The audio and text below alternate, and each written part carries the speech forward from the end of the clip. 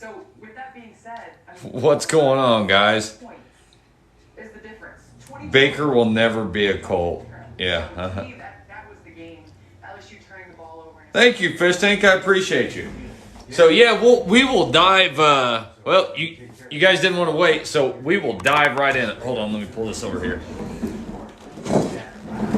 But if you haven't heard, if you've been under a rock for the past, I don't know, few hours since, what was it, 4 or 5 o'clock, something like that.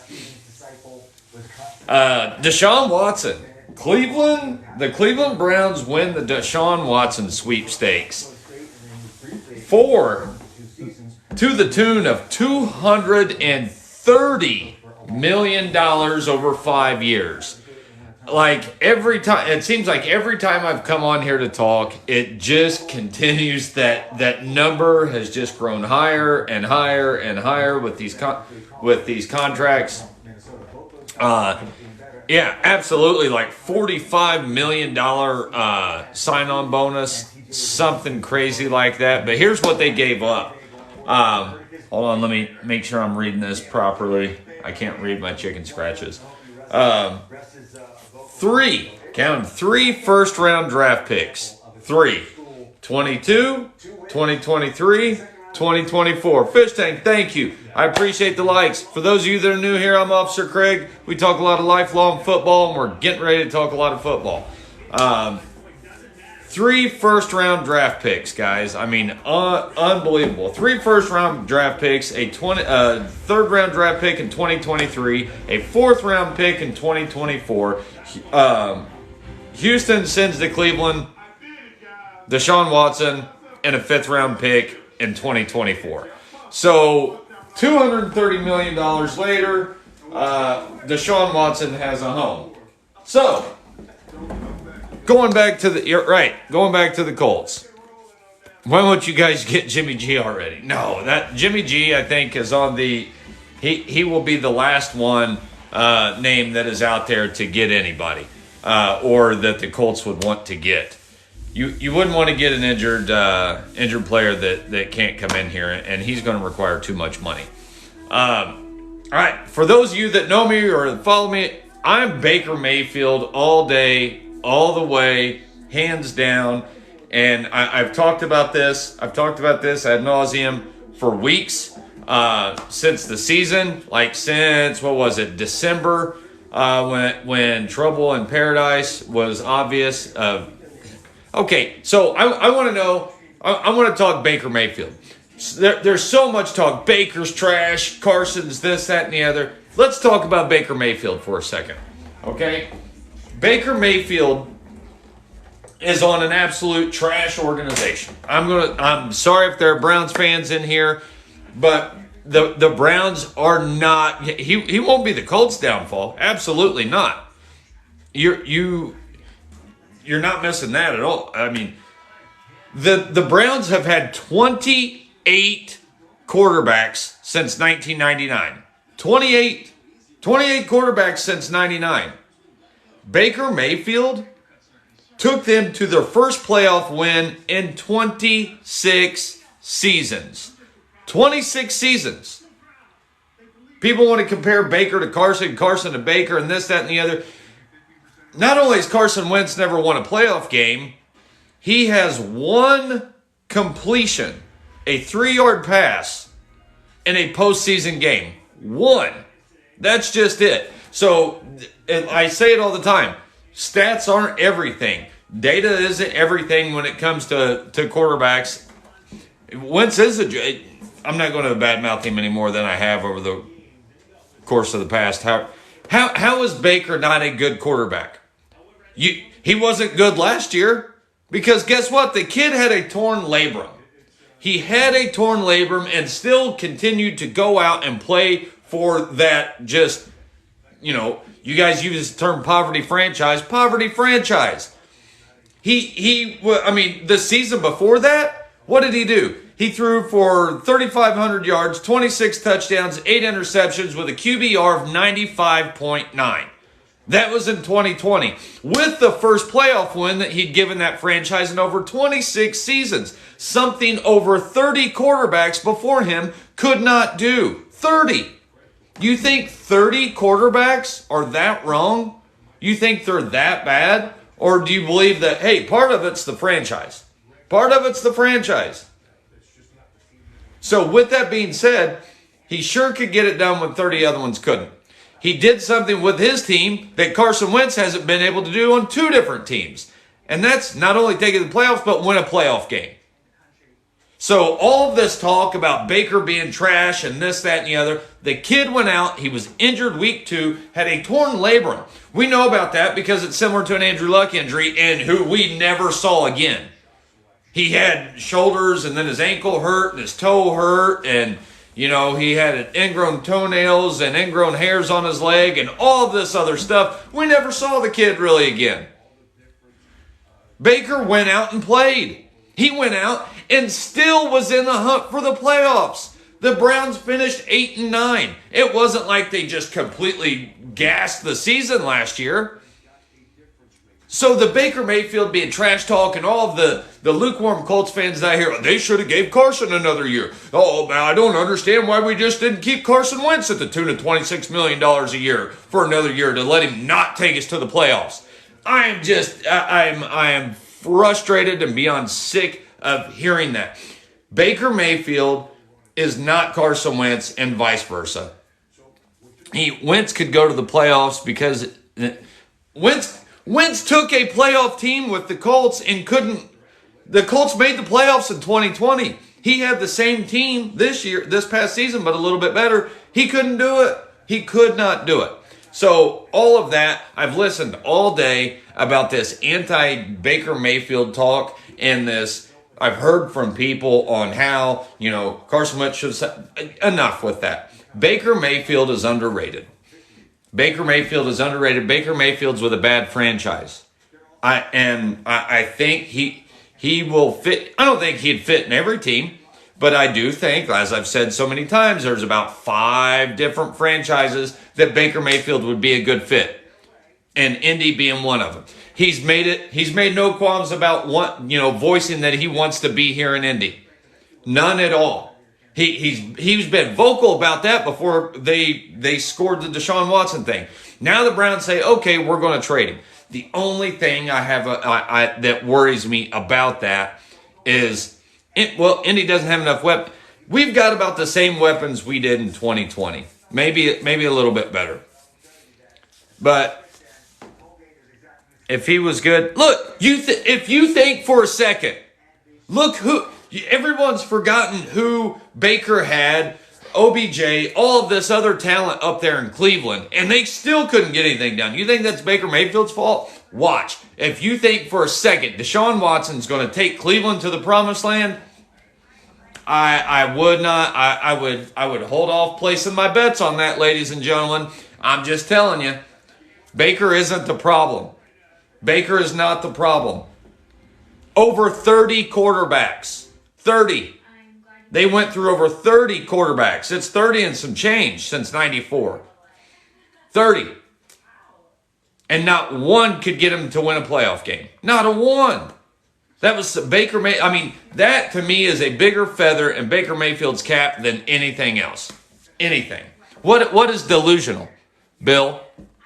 Please tell me what is delusional. Tell me, because I want to hear. I want to hear. Are you one of those lukewarm Colts fans who are like, oh, we should have gave Carson Wentz? You have no idea why we brought that guy even in here. He wasn't brought in to develop or to hang out or to any of that. That dude was brought to Indy to take us deep into the playoffs. He couldn't even come close to that.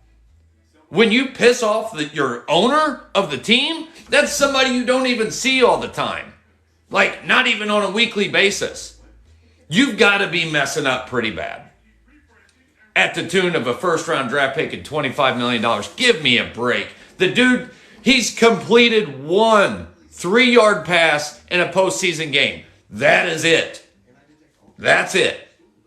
But what I'm trying to say is, I'm not saying Baker Mayfield's Tom Brady or Peyton Manning or anything like that, But when it comes to fighting, I would rather have a kid that played with a torn labrum the entire season that wanted to keep his franchise in the hunt that he did.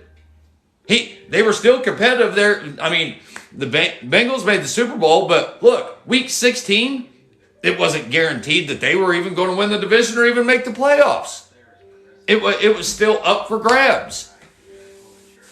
So that's where I'm getting at with that. I just, me being delusional, I on the other side of that, I think that there's a lot of other people that really aren't looking into the logistics of this and the type of quarterback Baker Mayfield really is and what he did in Cleveland. Like taking a team and giving them a playoff win. Did anyone watch the 2020 football season on how like Cleveland was ready to crown Baker Mayfield the savior? He came, because they took him to their first playoff win and then almost won their second game. Come in, 21's going to be an amazing season. Boom, and he tears his labrum. His labrum. That's basically, what keeps your shoulder together. He tears that week 2. That's a ginormous injury. But continued to play. I guess in the eyes of everyone, he would have been better off just sitting. 3,500 yards today is not special. That's all Carson Wince has done. That same season, Carson Wentz threw for 2,600. What did Carson Wentz do in 2021? 3,500 yards. Their stats were almost exact. I mean, so I'm not getting, he's paid, I didn't see. He is paid to play and work. Nick Foles and Carson's gone, that's why. No, but who I'm addressing are all the people, Carson should still be here. We should have still gave him another year. Give me a break. Absolutely give me a break. Yeah, but what I'm saying is, as far as the quarterbacks that are available, Baker Mayfield's on his last year of his rookie contract, 5th and final season, to the tone of, I think, 17 and change, 18 million, something along those lines. Not super cheap, but not super expensive, right? So why not?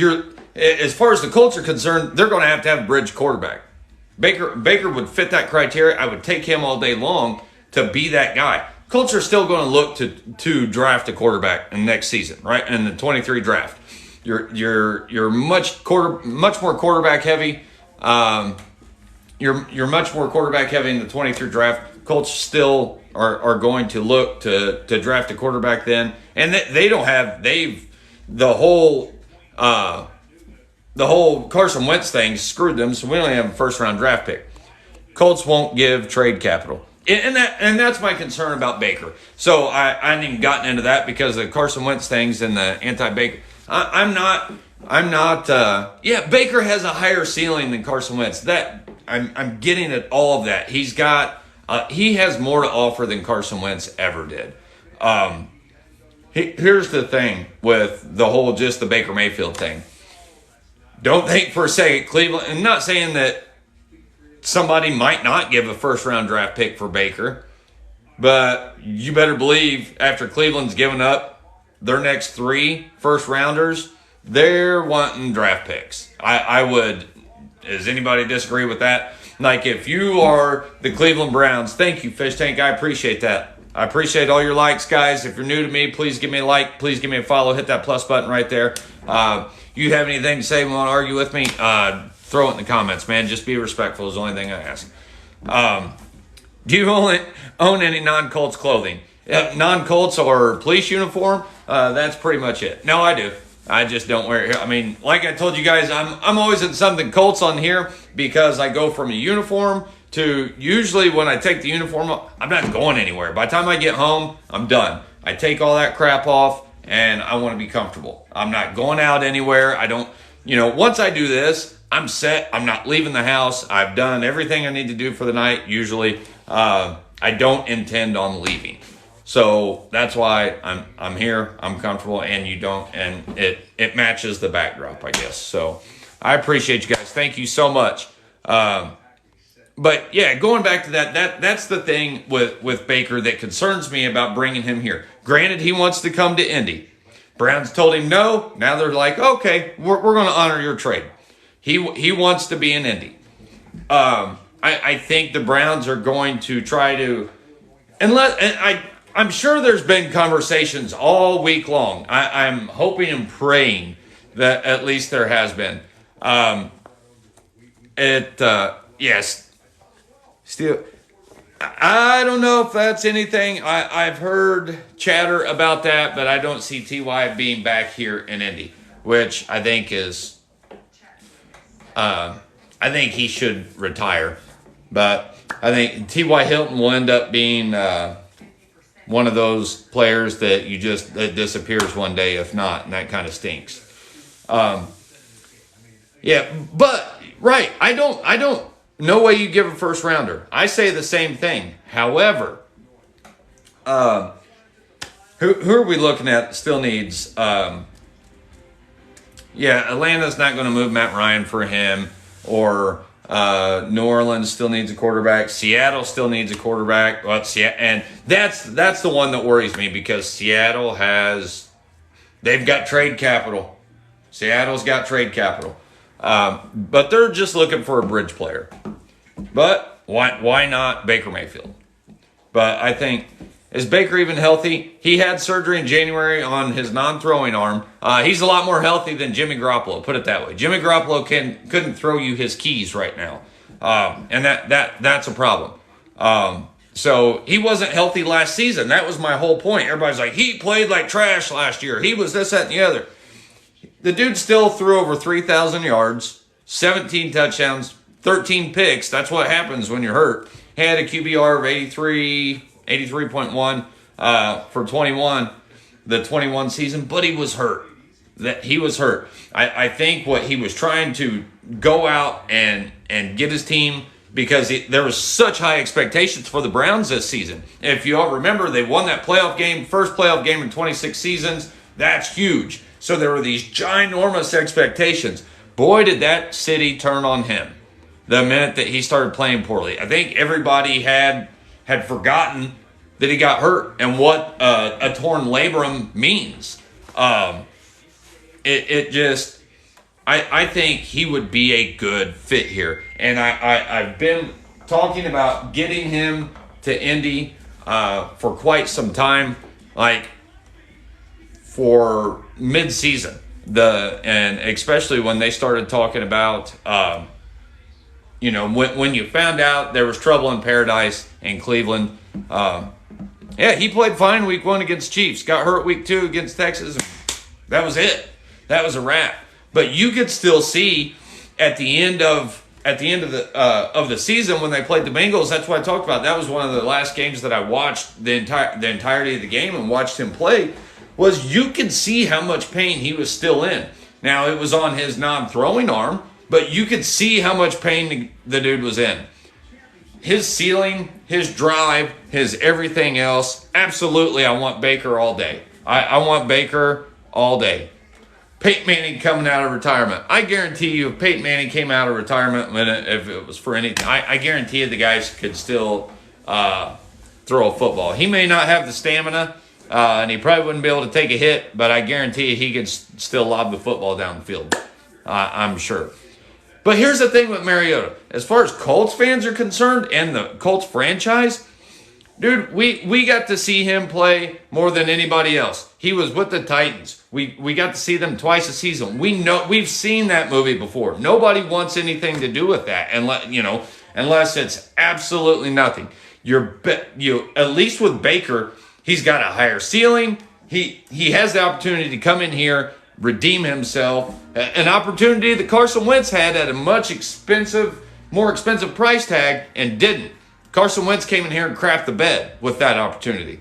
I don't think Baker Mayfield to do the same. And if it doesn't, then you're still planning on drafting a quarterback in 22 anyways, or the 23 anyways. So so be it.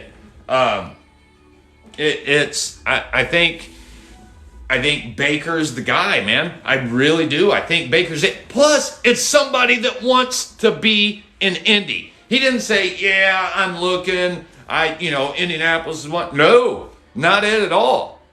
He's called Indy out by name. He wants to be in Naptown. He wants to wear the horseshoe. Guess what? There's a heck of a lot to be said about that. And why? Baker lives at the stadium. I love that. And it's always 70 and sunny inside of Lucas Oil Stadium. Baker wants to be here. How many other quarterbacks in any of these, all of the free agent guys, all of these other people we've heard about, how many quarterbacks have you heard that said, I want to go to this organization. I want to go to this franchise. That's where I want to play ball. How many? None. Zero. Nada. No, nobody's talked about, where'd Watson say he wanted to go? That was the Watson, he wants to go to the highest bidder and this, that, and the other. Where'd Matt Ryan say he wanted to go? Atlanta? Because they're adults. The kid's 26 years old. He's 26 years old. You brought a 26-year-old kid in and you're mad because he isn't playing like a mature or isn't a mature, 35-year-old veteran quarterback? Come on, guys. Come on. Who does that? Bible verses don't win championships. Who does that fall on? Like, who does that fall on as far as I'm talking about, molding those kids? Joe Burrow, what? He's not Joe Burrow.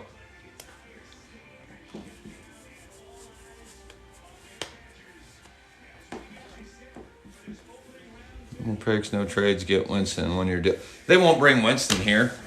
No,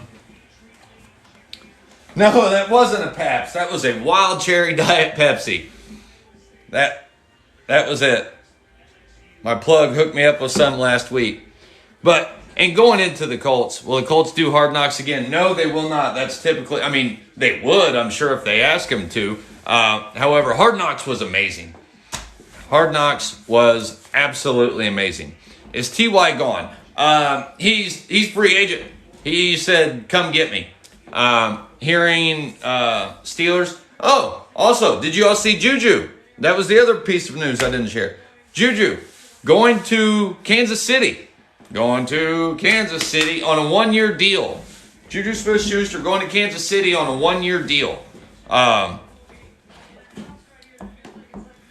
Right, but here's the Hard Knocks needs to come back to Indy, but won't. Right, and they will. I don't think they've ever. I don't think they'll ever move on or do the same franchise 2 years in a row or whatnot. I'm actually really excited to get Baker. I think he's got a lot of potential, but don't give up a 1 or a 2. I agree. I'm definitely not. I would not give up a 1 next year for him. You've got to have that. You can't. He's not somebody I'm willing to mortgage my future on. Not now. However, like I'm saying, but what's available, what's out there, even, you take Derek Carr, Russell Wilson, and Aaron Rodgers out of the mix. Baker was the guy I wanted. Over all of these other names, Baker was it, because I think we could bring him in for cheap enough at a cheap enough cost that's not going to cost us a ton. A 2, I think I'd be willing up to give up a 2 and a 3. Or you end up giving up, I don't know if they'll take that, you give up the 2 3s that you just got for Carson. Or with the same caveat that, if he plays 70% because that would be the same, because then you end up giving him that second round from Washington. Because if Carson Wince plays 70% of his downs next season, that our 2023 third-round draft pick turns into a 2. So I say do the same trade. You do the same trade. You trade them those 2 third-round draft picks with the same deal. If Baker plays 70% or somewhere in there, then that 3 turns into a 2. You're still, it's not really, it's still essentially costing you that first round draft pick you blew for Carson Wentz. But damn it, I think you've got a better quality player. I do. And you've got somebody that wants to be here in Indy. That to me is a big part of it. It really is. That to me is huge. Oh, Baker will have a starting job without question. If he, you know what? I really expect to see Wince do well. I do expect him to do well during the season. Did Baker go to Ohio? No, Baker went to Oklahoma. Heisman Trophy winner from Oklahoma. What day do you think Baker will sign with Indy? Next week? Look, I was ready to go live like when I got home. I was like, I hope this works out. Because I've talked about this so long. Harley and I, spoke over Twitter briefly about it. Talked about this for a long time, man. And, the fact that it's even being talked about, I love, blows my mind. But it's getting closer, and we're right there. And the Colts have been absolutely radio silent, man. He does. Everything that comes with him, he has that Indy type of fit and what the city is about. Jimmy, oh no. Jimmy G isn't. You think the guy, the Bay Area guy from San Francisco is a fit for the Colts? And like I said, the guy that can't even throw you his keys right now. The Colts, if they're bringing someone in, and we're not looking, this is what people don't understand. We're not looking for a long-term solution for the Colts quarterback right now. You can't. There's nothing. Even if you had any of these people, no, Jimmy G, man, he even if he was not injured, even if he oh, my Lord. Dude, he's perfect. Oh, my Lord Jesus, son. No, but even if he wasn't injured right now, he would be... John Clayton passed away? Is that legit? I didn't hear that. Yeah, but I'm with you. I think the Niners will keep him. And I believe they should keep him, especially now, because his stock plummeted. You have a guy who just had surgery on his throwing arm. His stock plummeted right now. So hold on to him a little bit longer. Wait till he can throw football again, and sell high. Baker's long-term solution. I believe that. I truly believe that. However, I'm not telling all of Indy that yet because I'm just trying to get him to accept him here and see that he's not, I'm just trying to get people to see that he's so much better than not even in the same conversation as Carson Wentz. Like, that's what it is. I think he'll come here, and by week 6, people are going to forget that they ever, because that's how Indy fans do. That's how Colts fans are. What have you done for me lately? Whatever they see on the 11 o'clock news, they're like, oh yeah, Colts play this weekend? Colts have a game? That's the sort of fans that the majority of Colts fans are. And I'm not saying that's a bad thing. I'm just saying those are a lot of people who are like, no, that guy's horrible.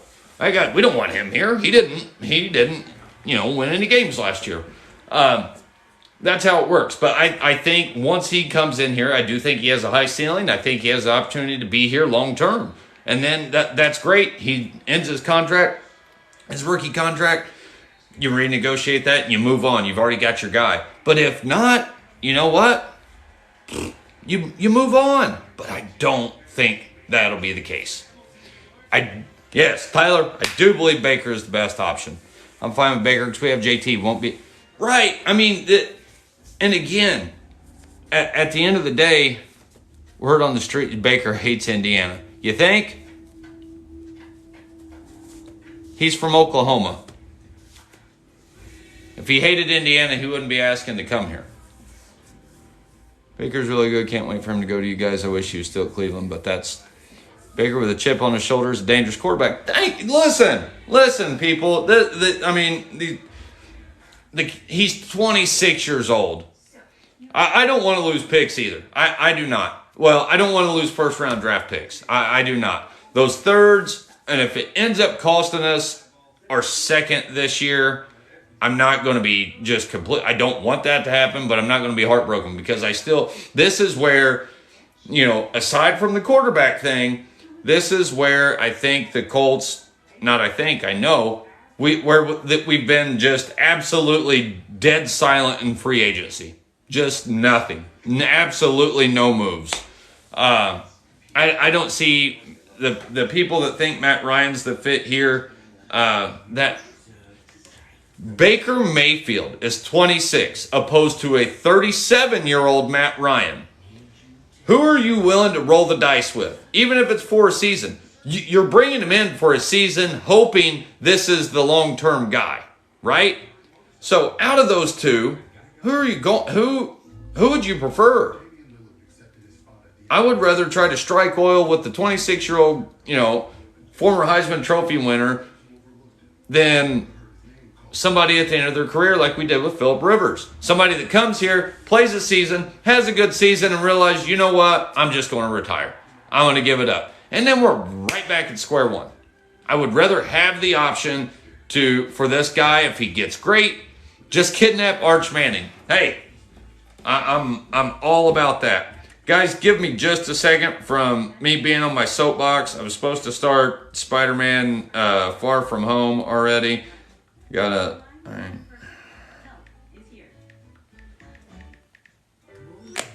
But I had to come up here and we do need picks this year, but we don't. I mean, we don't need another geriatric quarterback. You're right. Hey, watch it.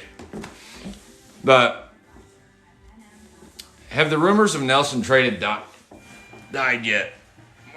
No, and I don't think they're going to.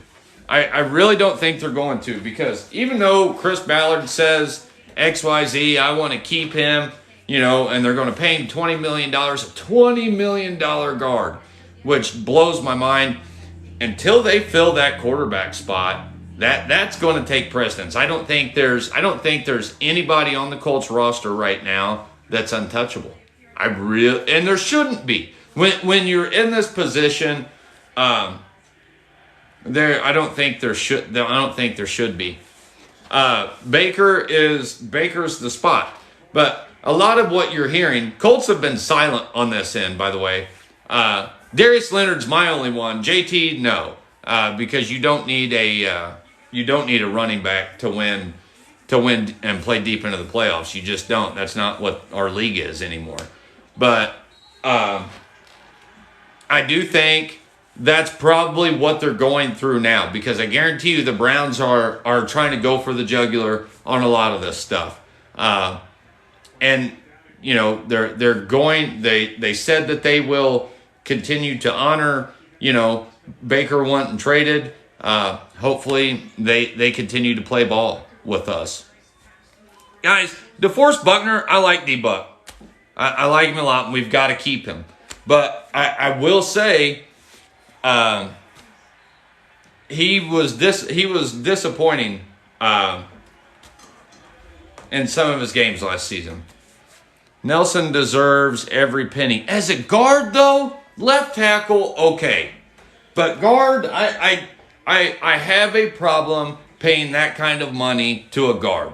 Like, look at Danny Pinter. Do you know that name? No, you probably don't, unless you are just a diehard Colts fan. You watch every down. That's the guy. He's number 63. Wears Jeff Saturday's old number. Came in and filled the gaps for Ryan Kelly when Kelly was sick, and then they had that family tragedy with their baby passing away. Thank you for the likes, by the way. Thank you for the roses. I strongly encourage all the likes. Smash that screen if you can. Make sure you hit that follow button. I appreciate you all. But anyways, going back to Danny Pinter, this was a guy that came in, filled the gaps, didn't hear his name. I mean, he played long-term and played well. They won't. And I wonder if Nelson can play left tackle. Why would you not? They said that he doesn't want to. He doesn't want to change positions, and they don't want to entertain the idea. Guess what? If I'm paying you $20 million a year and I want you to play two steps to the side, and learn to play that position, guess you better go out in the backyard or wherever and start figuring it out. I mean, absolutely. But then if you look at the last couple of games of the season, Quentin Nelson, he wasn't playing lights out football. He was letting people in, and we're getting run through. Nelson wants to beat out Sheriff contract. Yeah, right? You must be a Jags fan. Yes. How'd you guess? Yes, John Clayton. I didn't see. How old was he? I didn't see. Hold on. Give me just a second. Let me pull up this info on John Clayton. But guys, I'm really expecting, I honestly was. That's why I kind of waited tonight on some Baker news. I really expect something to happen through the weekend. To hear something one way or the other. I don't see this getting drug out much longer. I just hope it is. Look, you all know, if you know me at all. So yes, longtime NFL reporter and radio host John Clayton died at 67. Does anyone know that he been sick or anything? Now I'm thinking about it. I can't remember last time after a brief illness. So sorry to see him go. I love the old sports guys like that have been around, that have, forgotten more about sports and the game of football than we will ever know. That, guys like John Clayton, John Madden, that's a tremendous loss. Let's see. Spider-Man Far From Home is awesome. Now, I have seen it once. My daughter's a big Marvel fan. Well, spring break started tonight. So, and we got a report card, which was good. She brought some grades up, so I'm happy with that. So we're buying on Amazon, spending $20 on Spider-Man Far From Home. So I'm sure we'll see it I'll see it another 20 times throughout the next week. I have a bag of Golden Lays that I won made from Colts dirt. That what now?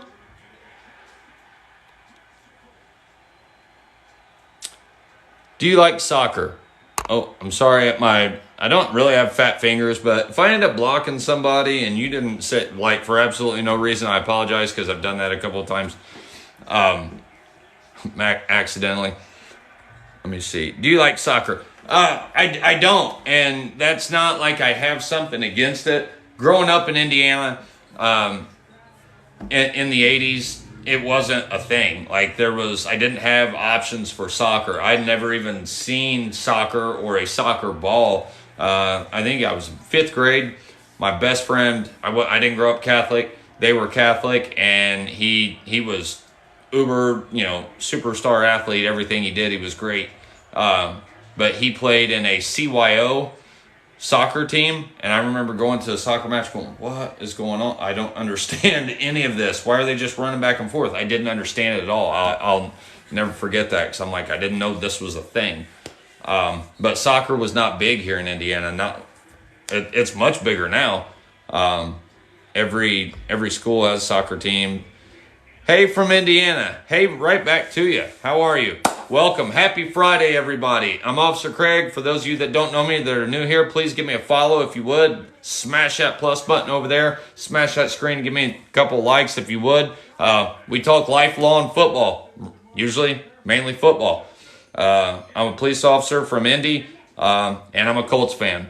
And right now, we've been discussing what is Baker Mayfield and hopefully him landing in Indy. I don't know. That's how I feel about American football. I don't understand anything. And I completely understand. I'm constantly trying to explain to my wife and my daughter. Now, over the years, we've been married over decades, so that she understands much, much more, but still, there's still a lot of things that people don't understand. It's a game of inches. It's a lot of fun. I always appreciate your service. Thank you so much. You guys, anytime I hear that, that's not lip service. I truly do appreciate that, especially now, more so than ever. It's a different job than it was even 3 years ago. So, do you get off on Sundays? I do now. Yeah, my schedule now. I've got. I was with the Sheriff's Department for over a decade. I came west about a year and a half ago, and I helped build a police department for a school corporation, and that's what I do now. So I've got a pretty good. I can't complain too much because I would rather deal with kids that act like kids than adults that act like kids. And don't get me wrong, adults can still get help and need change. But not like kids. I try to be that guy that I wish I would have had when I was at, 11, 12, 14, 15 years old, that I needed in my life. And it's there's nothing like it. Thank you, JT. I appreciate that, man. I try to be. I really do. Do you have the complete set of quarters with the Pro Bowl players on them? I do not.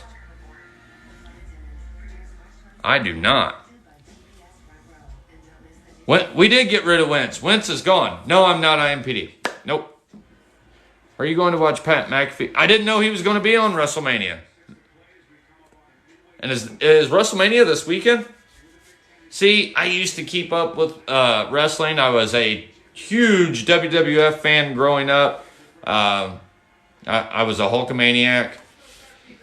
And I was a big Macho Man fan, but this was back in the day when it was still real. And I remember people would tell me this was fake when I was a kid, and I would get so angry. I'm like, it's not fake, it's real. But they were still selling it on that it was real, and not scripted. I love your videos. Thank you so much. I appreciate that. Some of them they're cringy, but I'm cringy, and it is what it is. The school by us have a police station in the parking lot. Such a rough school. Really? Where's that at? Right now I'm trying to get into basketball and American football. Do you have any team? Indianapolis Colts, baby. Absolutely, it's good. But seriously, as far as American football right now, I mean, you're going to have quite a few options. Where are you from, by the way? I love Toes 3406. As a Seahawks fan, I'm sweating bullets right now.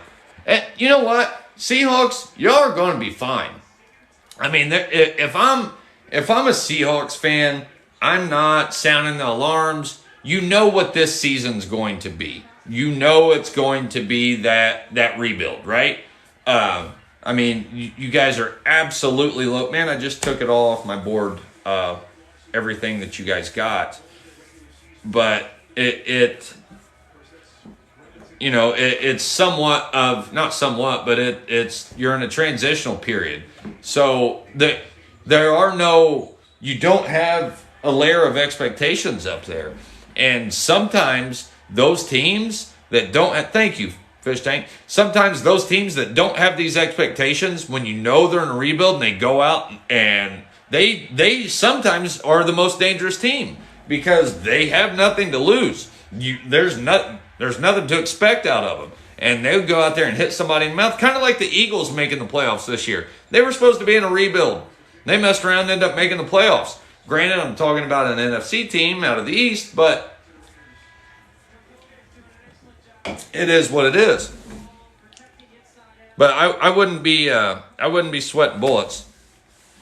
I hope it's Baker over Mariota all day long. Did Jimmy G get traded? No, not yet. Do you know any playing field officers? I do. Yes, I do.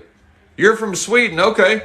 All right. And I was asking, I didn't know where you were, see if any, like some of the NFL teams will play games overseas.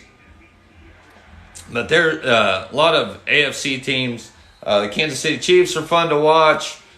Cincinnati Bengals are fun to watch. Well, the Colts are fun to watch too. We've got Jonathan Taylor, who completely just runs the football. He is an absolute specimen. But you're really, I mean, as far as American football goes, you're really not going to be disappointed with any team that you watch, especially now. There's just these professional football players are they have it down to such a science. It's amazing. Let's see. Baker is a trash leader, but Baker's a leader. Baker can be a leader. And here's the thing. He may be a trash leader, but whose fault is that? You've got natural born leaders, and you have people that are developing the leaders. Your great natural born leaders, they're not a dime a dozen. Those are harder to find. They end up becoming the cream of the crop. But that's where franchises fail when they draft young guys, especially young quarterbacks that have been told how great they are, or they draft them really high up. And this is why I think Mitch Trubisky's going to have a successful season in Pittsburgh. I think you'll probably see your best year of football you've seen out of Mitch Trubisky, because he went to a franchise that didn't do him any favors. The Chicago Bears didn't help develop him in any way, shape, or form. They hung that kid out to dry and then placed all the blame on him when they weren't winning. So anytime he was pumping gas or went to the store or anything else, he had all these pissed off Bears fans telling him how awful he was. You don't think that doesn't get into it. And we're talking kids. I'm not being disrespectful, but they're still at 22 years old, 23. They haven't lived a lot in life yet. And when you have grown men telling you how horrible you are and you're the worst ever and this, that, and the other, don't think that doesn't get into their psyche. And that Baker, I think, he has such a high ceiling. I think the Colts have an opportunity to really strike oil with this. And the thing about it is, we're talking about something that may or may not happen. And if it does, it's going to take a while before everyone sees the light. I'll say that. Before everyone sees that I'm right. No, before we truly see if he is or not. But, he's getting hopefully an opportunity like the Colts like Frank Reich gave Carson Wentz, and Carson Wentz didn't do anything with it.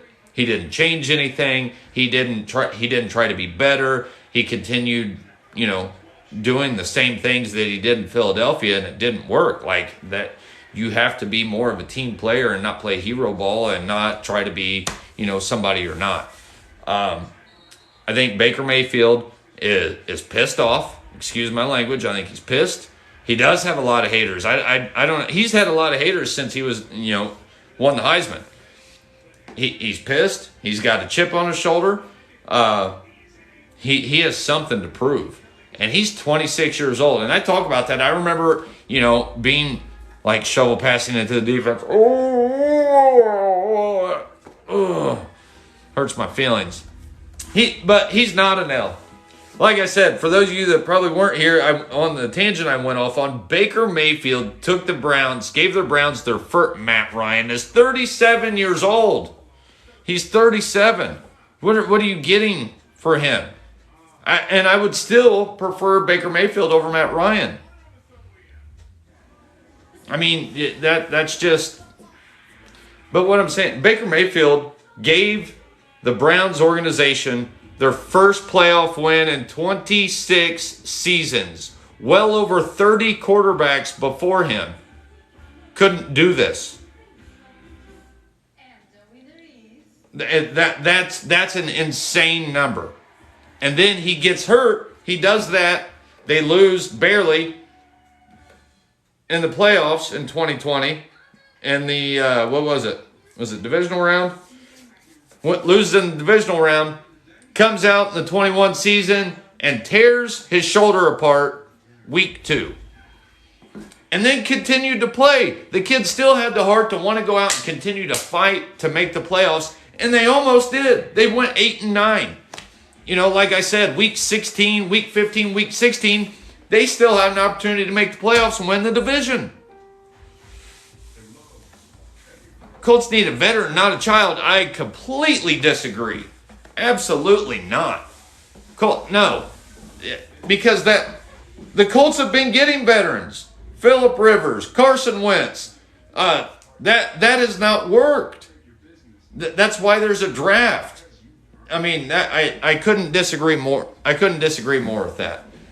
Getting a veteran quarterback at this level in the game, you're taking someone's sloppy seconds. And typically in the National Football League, it's hit or miss when you're getting someone's sloppy seconds. It is. So, but I think Baker Mayfield will be one that I think he's in a bad.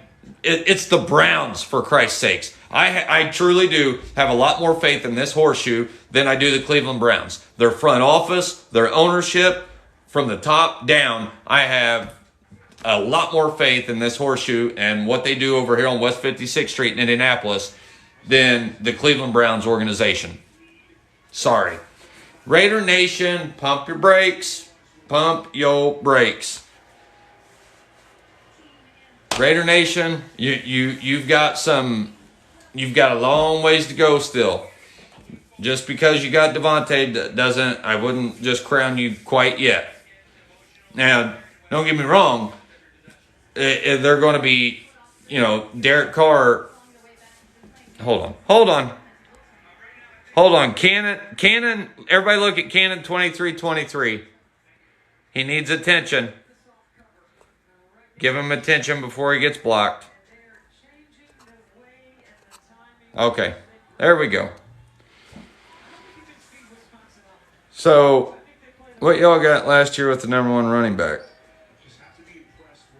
Yeah, and are you bragging because you beat a team that didn't make the playoffs?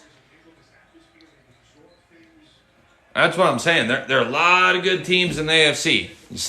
To say that the Raiders are going to run the AFC. Let's go full LA Rams and trade all of our picks and use that cap. Hey, I'm all about using the cap. I don't know. I still can't, for the life of me, cannot figure out what in the wide world of sports we're saving money on or for. But this is... You met Tom Brady at the Man United game. Wow, where was that? I know nothing about soccer. Where is that? Oh, I'm Manchester United. I'm like, Man United, what is that? Okay. Why I even know that is I'm fortunate. 3 of the teams in the AFC West are legitimate contenders for the Super Bowl. Oh, I agree. AFC West, it should almost be illegal. It really should. The AFC West is just phenomenal.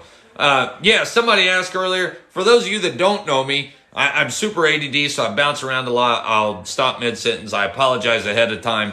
But Juju going to KC for a year. That just shows you, that right there shows you that the Chiefs were like, oh hell, it's getting deep. We have to make moves to stay competitive. And when the top teams are making moves like that, and you have a team that's still sitting on our hands. Absolutely, that was the analogy I was getting ready to use. Still sitting on our hands, and we don't even have a quarterback, and we're not even prepping other areas to when we do get a quarterback, knowing that it's probably not going to be somebody that's a Pro Bowler, to at least help us be competitive. It's a bad look, man. It's a bad look all the way around. I don't think the Browns will be good right out of the gate. He still has a suspension. So he still has a suspension to serve. That, I'm not sure how long that is. Anybody know what that suspension is going to look like?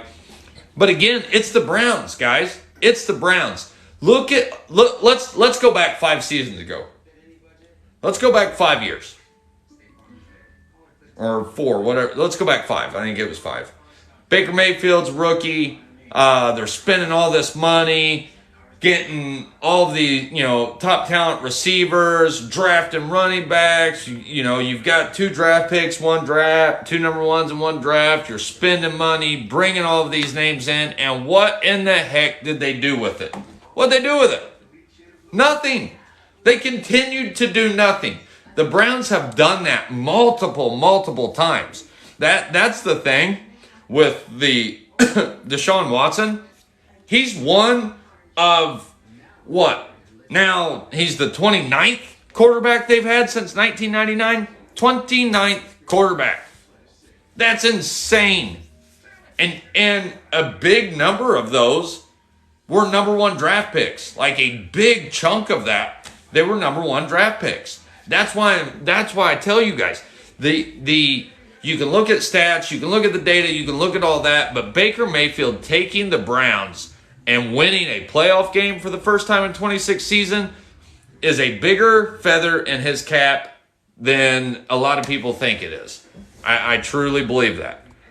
Browns have won more than we have in the past 5 years, and we can't. Right, you're absolutely right. And they can't make it out. Should sign Cole Beasley. We need a good slot guy. I don't care who it is at this point that's receiver or tight end, honestly. I mean, I do care, but we just need more. We need more. And they're talking about what we signed up. They're literally the talking heads in Indy are literally trying to talk in Indy. The Colts themselves are trying to sell the fact that we re-signed Mo Alley Cox. Like that was a big, we keep him in the building. This and no, you needed an upgrade from that. You're not just, hey, let's retain a guy that we already had. We'd already needed an upgrade from that. Not only that, we lost our number 1 tight end. So you're just saying, oh, we bumped Mo Alley Cox, and I like Mo Alley Cox, but you've got to have multiple options at that position.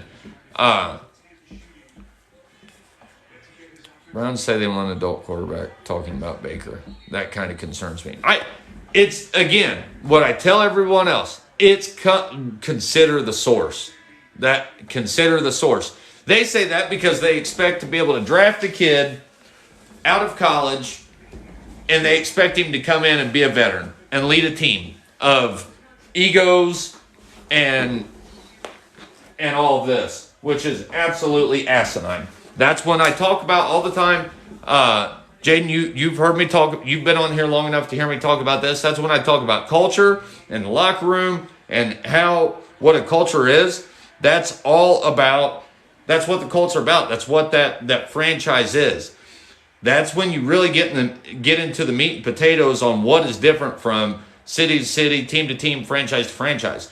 It's those cultures in the locker room. It's the leaders, the people they have leading these guys that are in place. The Browns don't have any of that. They really don't. That's why I think they've struck out. And if they're having issues with Baker being mature, whose fault is that? That's not Baker Mayfield's fault. Like, if I'm having issues with my child, if I have a child that's immature, whose fault is that? That's my fault as a parent that I'm not molding and developing my child and exposing them in the right ways to become more mature. That's a big part of it. You can teach maturity. Leadership is a lot harder quality to teach.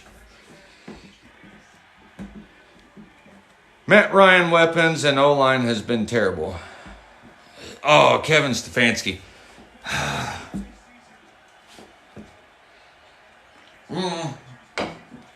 I'll say yes, but I'll say he's okay. I'll put it that way. I go back and forth on him a lot because I see a lot of voids in some games that I'm like, what are they doing? Well, that's a good look. Thank you. I appreciate that, Fish Tank. But right, people forget they're kids. And I say this all the time. Most of the athletes in NFL they've been good since they were 10. So when they're that age, they're being told how great they are. Then they go to middle school. They're great. They're probably the best player on the field in middle school. They go to high school. They're definitely the best player on the field, right? Everybody's telling them how great they are. The girls flock to them. Everybody wants to hang out with them. They get invited to all the parties. They're the cool kid, right? Because they're the best on the field. They're the best in their area. Then they get this big D1 scholarship and they go full ride to go play for some, ginormous college. And guess what? Chances are they're one of the best on that team as well. And if not, they still play football, and everybody on campus, they're the big dude. Everybody tells them how great they are. Nobody's telling them that they're bad. Nobody's telling them that they suck. Then they get drafted.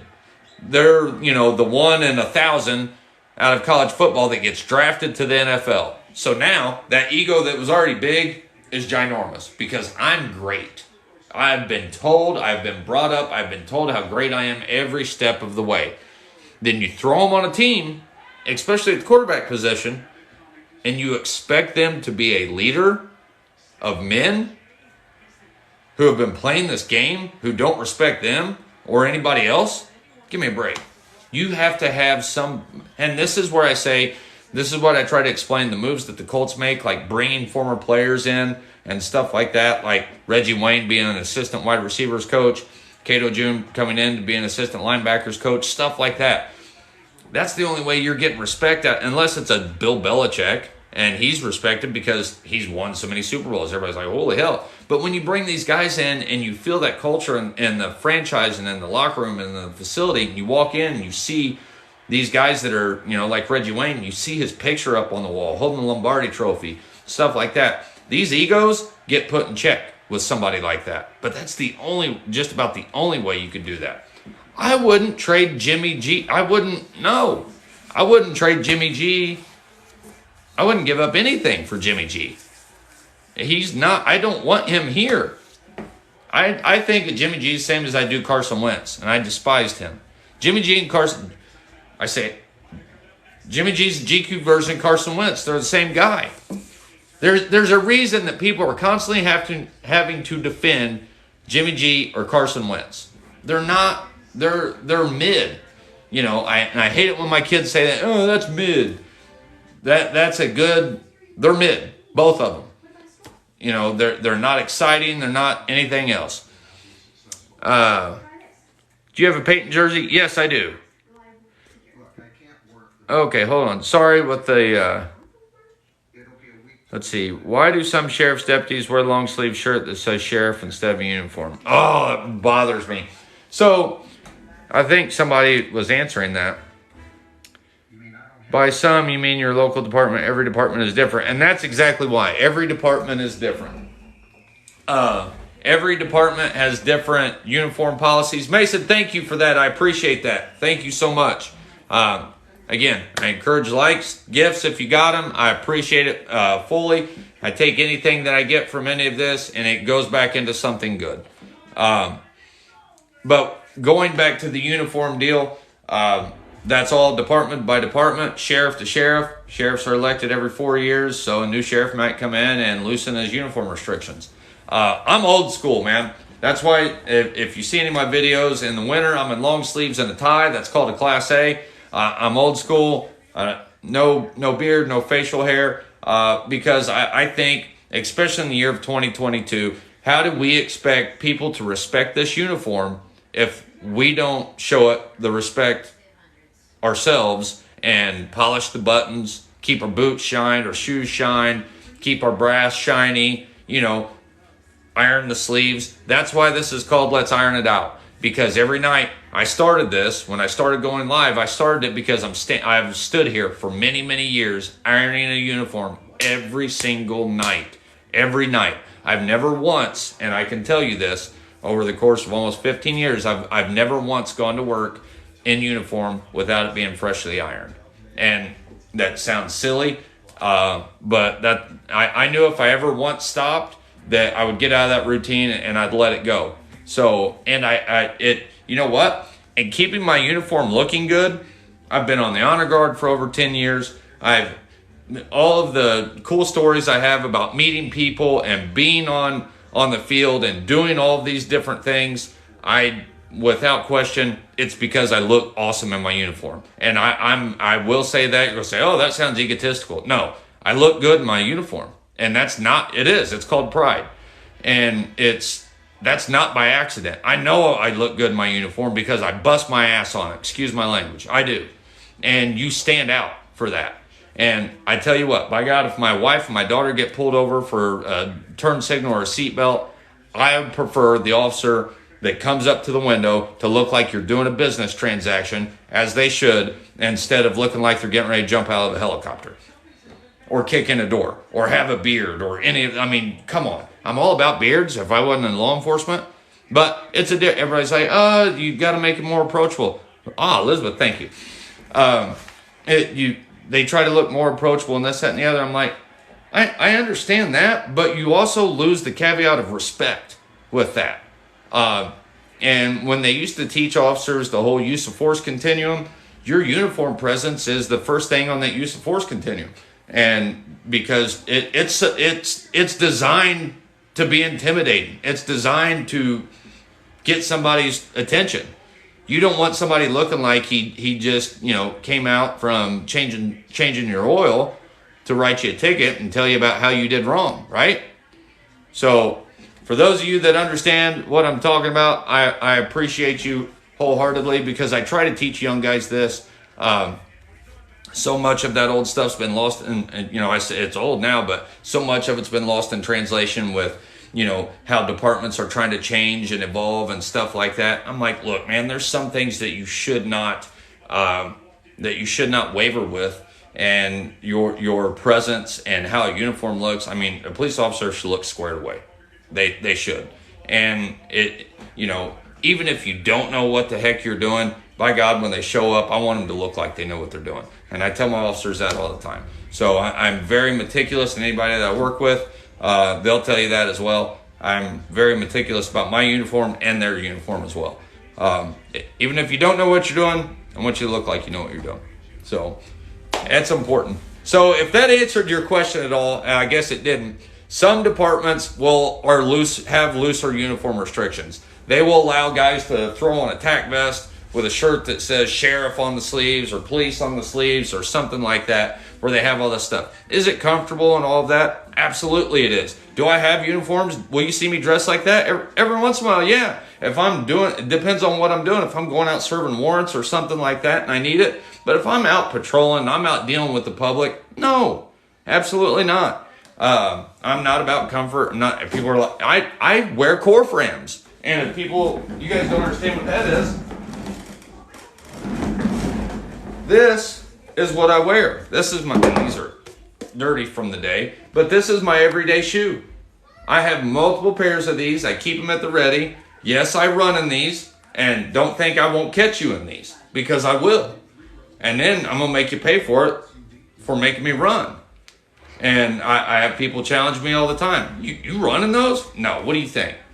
Like, don't get it twisted. Just because I look pretty doesn't mean and that's what it is. Man, I don't know that they're not comfortable, because that's all I've ever worn. And I put inserts in these. And these are the older ones. I find these, I have to order these from different places online that I find. So see how thick these soles are?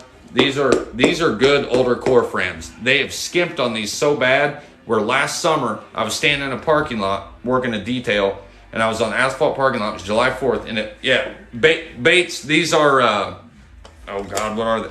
These are caps. But the Bates toe isn't quite as pointy as caps are, is what I'm used to. But anyways, they make them so cheap now. I was standing on asphalt last summer, July 4th, on a detail. I've been out there like an hour and a half, and the soles literally came unglued. But that's why I look for the older ones, the older military versions of them, because they hold up, and it's a lot better made shoe. But it looks good, guys. And guess what? If I throw boots on, or I'm wearing BDUs, I still iron my BDUs, and my boots are always shined. Take pride in it, man. Absolutely take pride. It's a lost art. But I've been in the honor guard for a lot of years. Because of that, I take that very serious. I laid to rest multiple friends of mine and multiple brothers and sisters that I didn't know. But it's Blake, thank you for your service, sir. I appreciate you. But being in the honor guard, you've got to kind of be that piece and that role model. But it's got me. It's taken me a lot of places I typically would not go. Like I said, that's why I work for the Indiana Pacers. That's why when I work for them, I sit the bench. Because if I'm on TV, I don't look like a slob. I take it serious, and people are like, whoo. I have people all the time, they're like, man, sir, not being weird or anything, but you look good in that uniform. I appreciate that. I do. So, yes, Bo, I do watch the NBA. Typically, I'm in a weird off season right now because I didn't work. I haven't been all the way past few years. I've worked every Pacers home game, so I am in the know more so than anybody else. But I haven't been working as much because I came out. I switched departments. I came to this department to actually build a new police department. And that's what we've been doing. So I've been focused so much on the work of my actual department that I haven't spent a lot of time working off duty stuff. That'll change come next season. I'm starting to we've now gotten to a point where I can start to do some more, and I'm not quite as elbow deep in all the things I've been deep in. But Sabonis, excuse me. I absolutely love Domantas Sabonis, and working for the Pacers. So tip-off's what, 7:30 usually. I would report at 5. I'd be there for shoot-arounds with these guys. I'd hang out, talk, shoot the breeze with them. The day that Sabonis signed his big contract, the dude picked me up off the ground and spun me around like a little girl. That's cool. Have you heard what caused the Walmart fire? No. That won't be out for, it'll be at least 2 weeks, if not longer. Seahawks and Colts have interest in Baker Mayfield. Oh, yes, they do. Baker Mayfield has interest in the Indianapolis Colts. Have you met NBA players? I've met just about everyone in the NBA at some point in time. And I've talked to most everyone. I sat with I've got LeBron James stories. LeBron James absolutely despises Indiana and their fans. I sat with them. I sat with Cleveland I think it was 2017, first round of the playoffs in 2017. Because depending on what the team is, the tickets that are owned, the season tickets that are owned behind the visitors bench in Indiana are owned by a well-known car dealer here in Indy. And they always hand those tickets out. People are always, that row of seats those people get hammered. They are always overserved. And then they start this, immediately. And you have to realize where those seats are, it's not so if I'm a fan, I'm sitting here, I'm about from me to my phone away, which is 5 feet ish. So I can just talk like I'm talking now, and the players could hear you. So that's how it is. But with that being said, LeBron despises it. So first round of the playoffs, I think we beat Cleveland. We were just on I think we beat them game 1. And this was game 3, something like that. We came back to Indy. I think it was tied up 1-1, and he was pissed about that, obviously. And they started jaw-jacking immediately. And he was turning around saying stuff back to the fans. And this was, the NBA has gotten really strict with the rules and what fans can say to players now, which this was before that, because now you can't say their name. If you're in an NBA game and you're sitting in one of those seats that you paid $1,200 for, and you say a player's name, like to get his attention, you're out. You're gone. Boom. No ifs, ands, or buts, no anything else. We're escorting you out, which sucks. You know, have some thicker skin.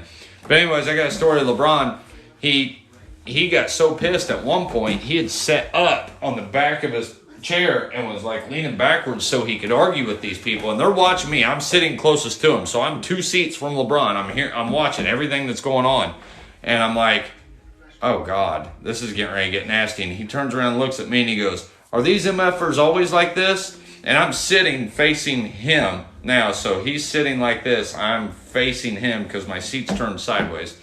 And he says, are these MFers always like this? And I just, without a beat, I said, only when you come to town. And that pissed him off even more, man. So I've called out so many players. Yeah, I'm sure. Oh, you're telling me I'm false? Oh, well, I don't need, you're wrong. Well, let's hear about it, since you know so much, Beefy Bear. Everybody look at Beefy Bear. Where have you called out players? Let's see. I want to hear about it, buddy. Because don't come on my live and tell me what I'm saying is false. Don't come to my house and call me a liar. Let's hear about it, tough guy. Okay, basketball games where? I'm at. Come on, quickly. Let's don't come up. Let's don't think of time to come up with something. I've called you out. You've been called out. You've gotten my full undivided attention. Baseball games what? Nobody's talking baseball games. We're talking basketball. All right, I appreciate it, but here's the thing. NBA is ridiculous with the whole fan things, and a lot of it are because of LeBron. Because of LeBron and players like that. Malice in the Palace. Oh, God. No, not in the NBA. You cannot. As of when was it? Right at the end of the 19 season? 20 season? I can't remember because of COVID. No, it was 20 season because of COVID. COVID was going on. Yeah. So Westbrook. When was that? This year. You called out Westbrook. I'm talking when you're sitting behind, you yell at the player to call them by name. You're getting the boot. And security hears you, you're getting the boot. Yeah, it's stupid. Well, you'll get a warning. And I've got cards because the NBA, they have cards that we would have to carry, and then they have the non-police officers that carry them. And they're cards by the NBA. It says, you've been warned, you can't do X, Y, Z, da-da-da-da-da-da. Yeah, oh God, it's so soft. It's ridiculous. I'm like, if these people paid X amount of dollars for those. But, so, it really started, do you guys remember I think it was Utah. And I think Westbrook was still with the Thunder. He got into it with some fans in Utah. Do you remember that? I want to say one of them called him the N-word or something like that. And a fight almost broke out. This was in 2020. So that next game was here. The Thunder played the Pacers. I was assigned to Russell Westbrook. And that was basically follow him where he was. If he got up, go to keep fans away because they hadn't really made that rule yet. Or tighten it down that much yet, to follow him around and make sure nobody was saying anything to him, and to keep, I've got a picture of this somewhere, stand by. Because I had a buddy, people would always text me at these games, I'm sitting there working, and people would be like, my phone would go off, and I'd finally look at it, Russell Westbrook. I'd finally look at it and be like, you're at the Pacer game. I'm like, yeah, I know. But that was me once upon it, back when Vic came back. But I would sit there. We have to stand up during all timeouts and clock stoppages. Hold on, let me see if I can find that photo of. You guys know those guys? Anyone? I know I've shown this picture a million times, but anybody know who that is? Two of my all-time favorite Colts, that's Reggie Wayne and Edgerrin James. Where is that? See, but this is cool stuff I would get to do.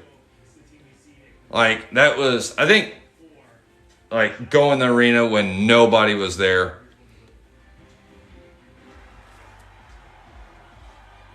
Or I'd be water boy. That was some. And hand out Gatorade. There, that helps too. I mean, acting like I'm. There's Reggie Miller's kissing me on top of my bald head.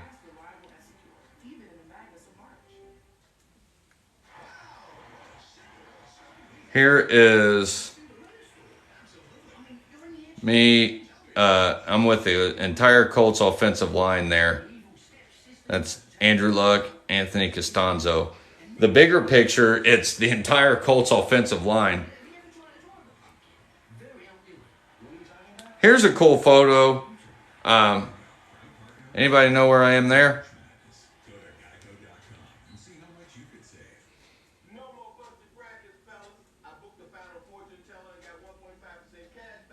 Anyone? Hold on, you guys have got me into pictures now. And look at that. And that's why yes, it was POTUS. It was one of I'd worked for the president on 5 different details. I was chubby guy. That was a couple years ago. And he had just gotten out there because what I learned is a magnet that they take off when he's, as soon as he comes out, they take it off. So Secret Service, I got in that day. I couldn't take pictures inside. They wouldn't let me take pictures inside the limo. But his water bottle was still sitting there and everything else because I was part of his escort up to Air Force One. He got out, shook our hands, did all that thing. And this was one of the first times I'd had any interaction with him. And they showed me the limo. I got to get inside of it. That door is explosion proof. Not just blast proof, but explosion proof. And it's probably, 2 feet thick. It's unbelievable. Trump doesn't drink water. Oh, but he did. And it was like a Dasani or something nasty. Yeah, the beast.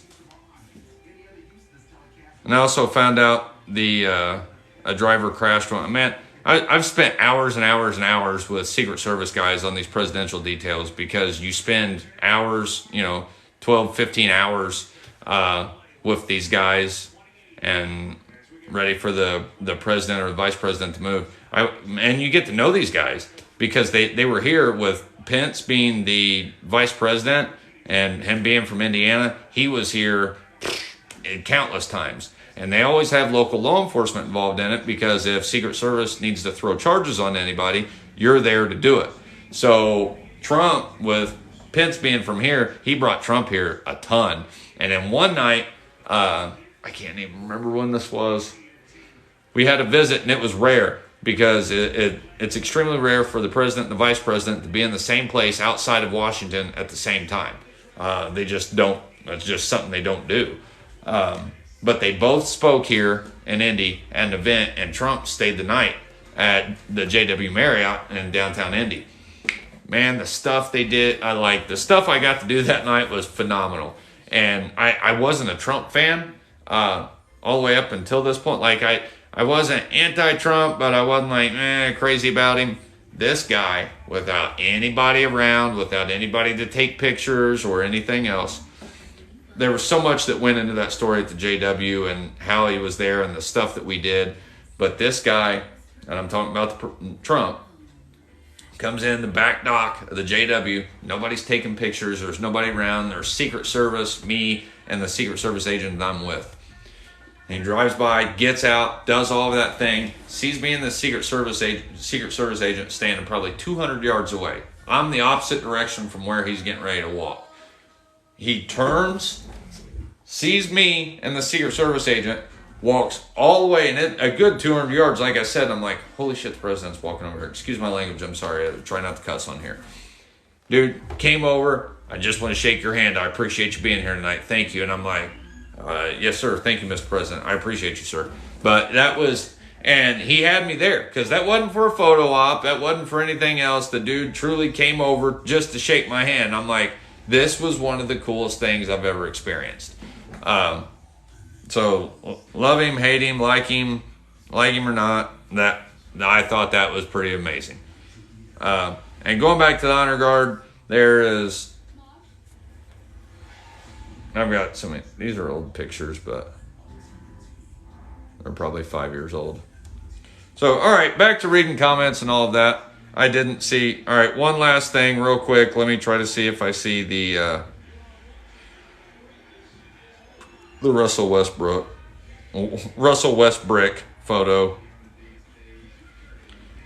Me and Adam Vinatieri. We shot shotguns together that day. That was pretty cool. And he is a much better shot than me with a shotgun. Reggie Miller.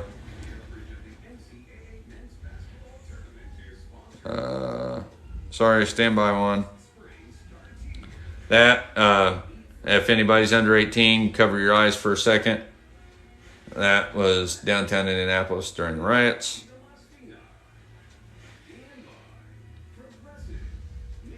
I'll have to look for it and I'll show it another time because I'm not seeing it. I try to keep some of those here. I thought I just saw this stinking thing. It's a cool picture because I'm sitting right behind him, is why I thought it was cool. But a buddy of mine came down, ran downstairs, and shotgun beer with Vinny. No, not beer. Not beer. We were at a skeet. It was a skeet shoot thing. Trump supporter before he even told that story. But I thought that I appreciate the follow. Thank you guys so much. Let me try to keep up with this. Is there a Colts player that you never cared for? So that's what Carson Wentz. Carson Wentz. I was never on board with that ever. And there was a lot of people here that was not.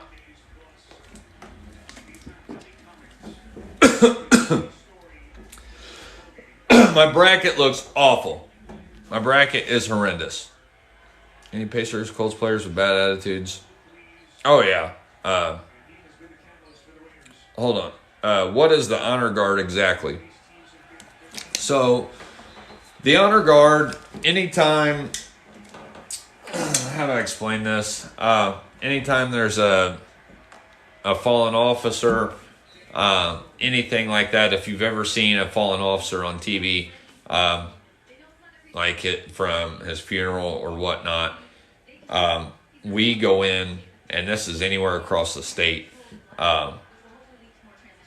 we will go in and stand watch and stand guard from the time that officer's shot, or from the time that, from the minute that they're shot, the minute that backup or someone shows up, they're never left alone, and that is all the way until we put them in the ground.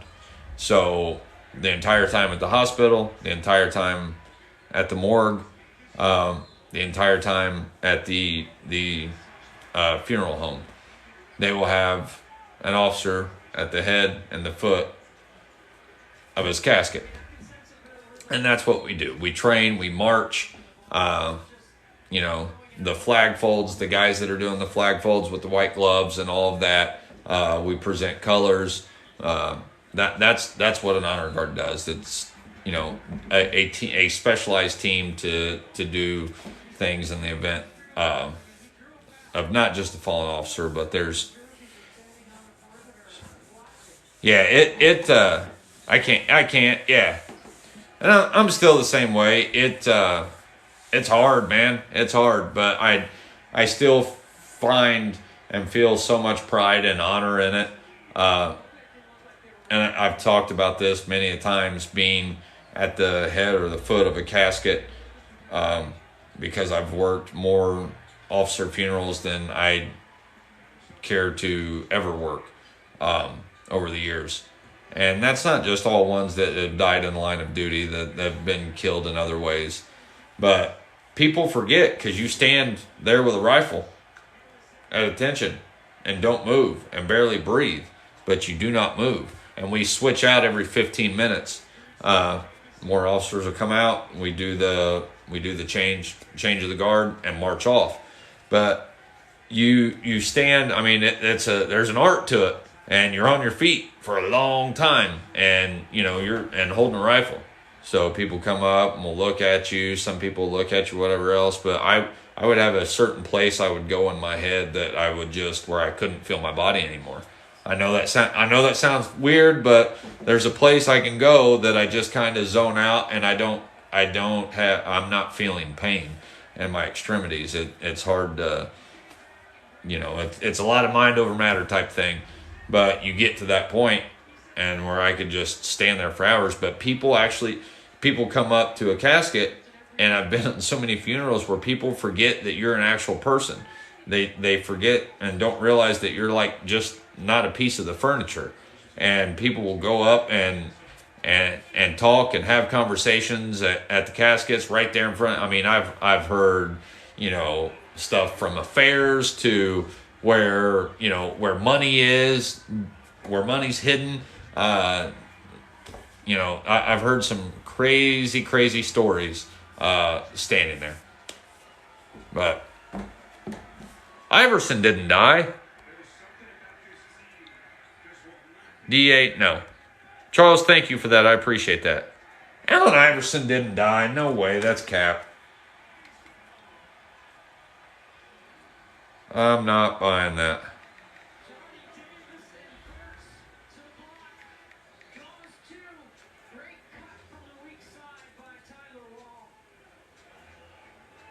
Yeah, Allen Iverson's not dead. Nah, he good. Good, I don't know, but nah, Allen Iverson, man, Iverson was a baller, man. And you know what?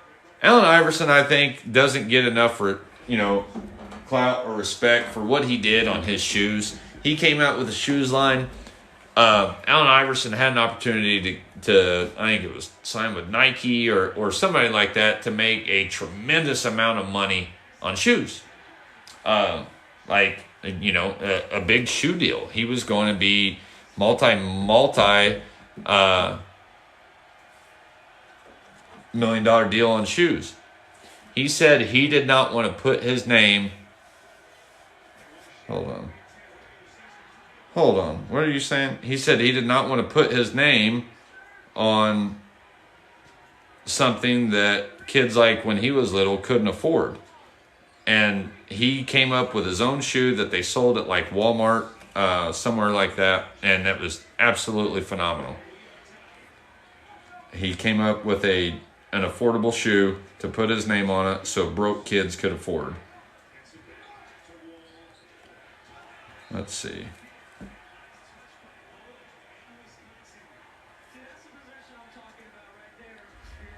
Yeah, still no news. Still no Baker news. John Clayton did die after a brief illness. Sounded like he was sick at home, something like a cold, I think is what it said. Baker isn't a cult yet.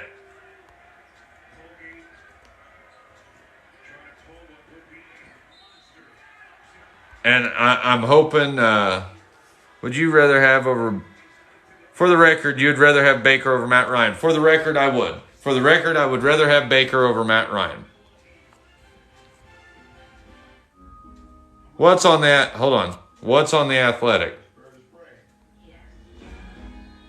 That,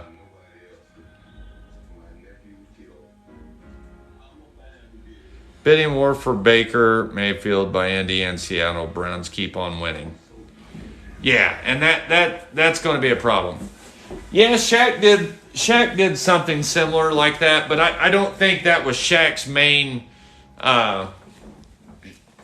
Shaq's didn't start out like that. Shaq was actually, his shoes ended up like that, but he really tried to kind of like make his own brand of shoe that that would become more successful that did not. So it ended up being priced a lot cheaper. The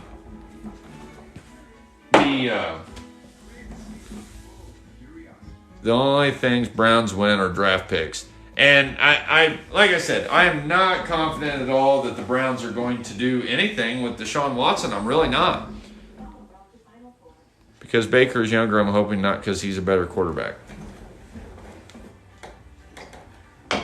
Look, definitely the age has a big part of it. But yeah, Baker has a much bigger upside. Absolutely. Like, why a 37-year-old Matt Ryan? I mean, we need a bridge quarterback anyways, but I'd rather, if you're going to get a bridge, you might as well, if you're wasting a year, you might as well get somebody that has the opportunity. If they do well, you've got longevity with them. We know what Marcus Mariota is for the Colts. And I do, whoever asked me about Oladipo stories, I do have some. I'm a Bengals fan. I'm kind of nervous of the Browns. I would not. Have you ever had to be nervous of the Browns? Baker Mayfield gave them their first playoff win in 26 seasons. Over 30 plus, close to 40 quarterbacks. He did what almost 40 quarterbacks could not do. And that was get them to the playoffs and win a playoff game. That's not a franchise I'm going to be afraid of. Or you should be afraid of. In the long run. Not just because they have Deshaun Watson. Yeah, but look, they've had number 1 overall picks plenty of times in the past and have done what with them? Absolutely nothing. Absolutely nothing. That's what I'm saying. Baker Mayfield's ceiling is a lot higher. Only people ever get nervous the Browns are the people getting picked first overall. You've got a point there. That's very good.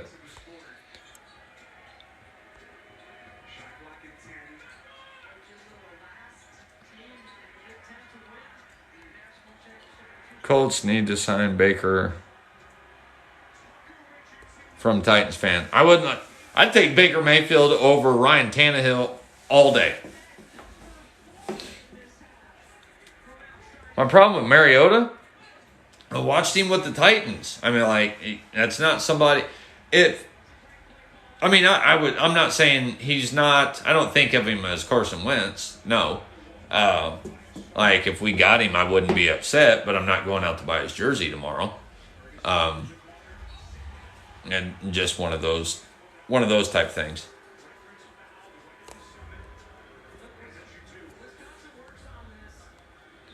Is it true you've got... Who are you talking to? Juju to the Chiefs. Absolutely, on a 1-year deal, and that was like for... What was it? 10 plus million, I think. So that's a big move by the Chiefs. That shows you how much the whole quarterback thing just continues to evolve in the AFC. And the AFC is just going to be lights out. Whoever plays the Raiders, their safeties, their DBs are going to be tired. Put it that way. Why won't the Colts go for a free agency? Very good question. Absolute great question. Absolutely great. Only $3 million base value, the rest incentives. Who are you talking about?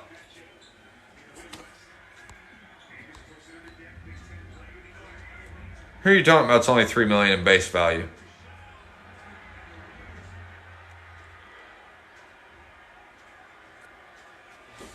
Do you think? No. Andrew Luck's not sick. How's it going? No, Andrew Luck's not sick. That's the same thing, but I change sizes a lot of times. Like I will fluctuate 35 pounds, or well, maybe I definitely fluctuate 25, 30. Put it that way. If I go through a phase or I have an injury or whatever else, I'll get hurt, gain some weight, usually over the winter, and I'll be closer to like 180, 185, somewhere in there. And what I'm getting at is when I look, oh my God, you're losing weight. Are you sick? No, Luck's not sick. He when he had the shoulder surgery, the labrum like Baker Mayfield had, he was smaller than what you saw him at the national championship game. He did look sick then. It was weird to see, but he was not. Yeah, winter is bulking season. But Andrew Luck, yeah, he was not working out. He couldn't. So he was doing nothing but riding bikes, all cardio.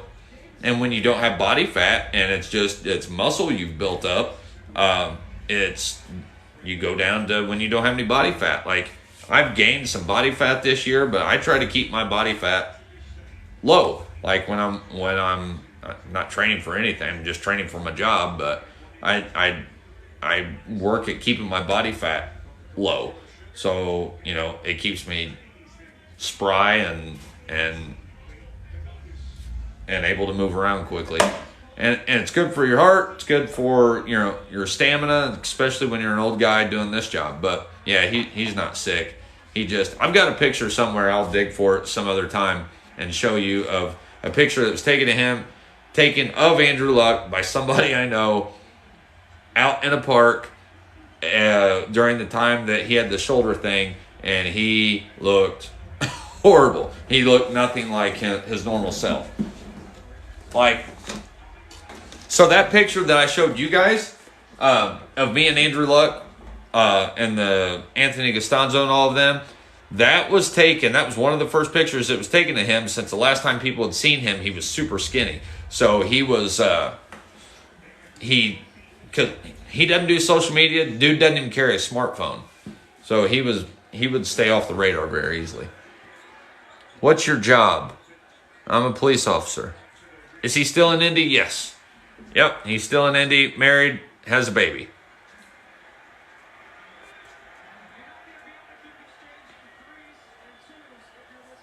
I did hear Lindsay got the chief job. Didn't I tell you that? Because his chief went to Wayne Township. That's a good question. What's the favorite Colts item you own? You know what? I do know Nate Flynn. I sure do. So one of the favorite things, and as silly as it is that right there. Do you see that? I haven't found a great place for it. I will probably end up framing this, but I haven't found the frame for it yet, and I like where it is because I like you guys to see it. They gave those away at the first Colts game in Indy ever. Yeah, it's a bandana. It's from 1984. GTE. It was free. I do have a couple of Peyton autographs. From the first time I met him, I've told this story on here multiple times. First time I met him was 2001, was April 20th, 2001. I was flying to Florida. Him and his dad were flying to New York for the draft that year, and I think that was the year Eli was drafted, I think is why they were going there. And I met him, this was before 9/11, and they were searching Peyton's bags, and it was me, my wife, and our 2-year-old daughter, and Peyton Manning. That was it. That was all that was in the line at the time, and they were harassing him going through his bag because the people that were checking his bag didn't know who it was. And I'm not paying attention. I'm talking to my wife. I have my head turned, and I hear this voice. I'm like, and I turn around, and he's like, I don't know what you guys are looking for. I'm like, oh my God, it's Peyton Manning. I just froze for a minute. I go up to him, and I interrupt. I'm like, Peyton, I'm sorry to interrupt, but at least I have to shake your hand. He quickly turned it on. Oh, yeah, nice to meet you, this, that, and the other. And I turned around, I took like 3 steps backwards and just stood there again with my wife. I'm like, I just met Peyton Manning. And he's still just standing here. So I hit my wife. I'm like, give me something to write with. Give me a pen. Give me a pen. She's digging through her purse. She pulls out a piece of paper and a pen. I walk back up to him. I'm like, I'm sorry to interrupt again, but can I get you to sign this for me? He's like, oh, yeah, man, no problem. Da-da-da-da. I sign it. I'm like, holy shit. They let us go around him because they're searching his carry-on. I walk up and we walk up and it's the old ATA. And it was like a dead end. It was like a cul-de-sac where the gate was. And we walk in there, and I'm talking to my wife after. I'm like, I can't believe I just met Peyton. That was so amazing. And I look over, and there stands Archie by himself, standing like this with his foot up, propped up, leaning up against the wall. And I'm like, oh, my God. Give me that paper back. I run over there, and I talk to Archie. That dude, I stood there for 10 minutes and talked to him until Peyton finally walked back up and talked to him briefly. And nobody knew who Archie Manning was until Peyton finally walked up, and then you see people's heads start turning. Because 2001 in Indy, like, that was, people were just learning Colts football at that point. And they're like, this kid seems to be pretty good. And then I've got it on football. I actually have it on 2 footballs. One football I have signed by the 2005 Colts. I didn't have signed.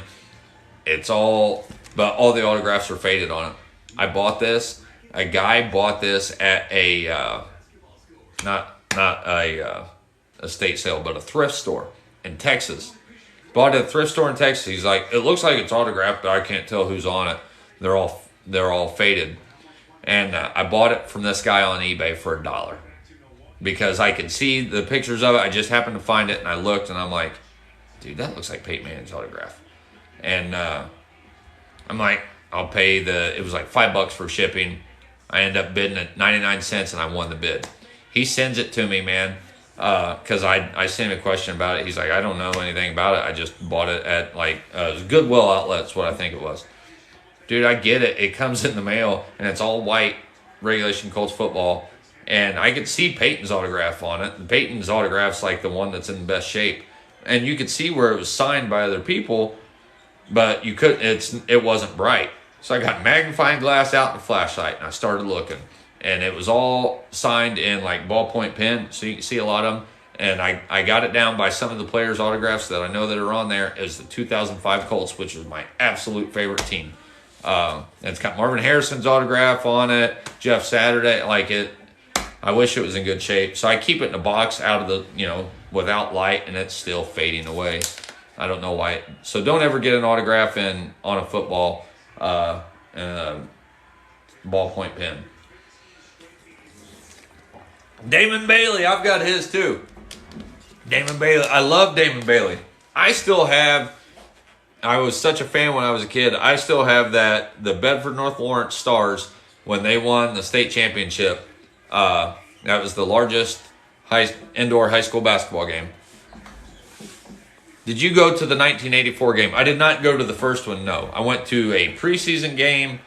Actually, I did go to the first one. I didn't go to the first regular season game. I went to the first preseason game. The first game ever played. And that was against the...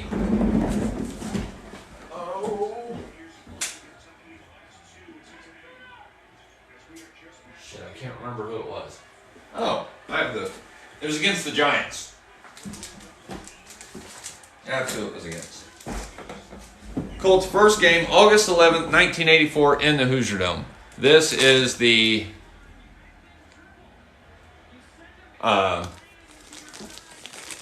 program from that game.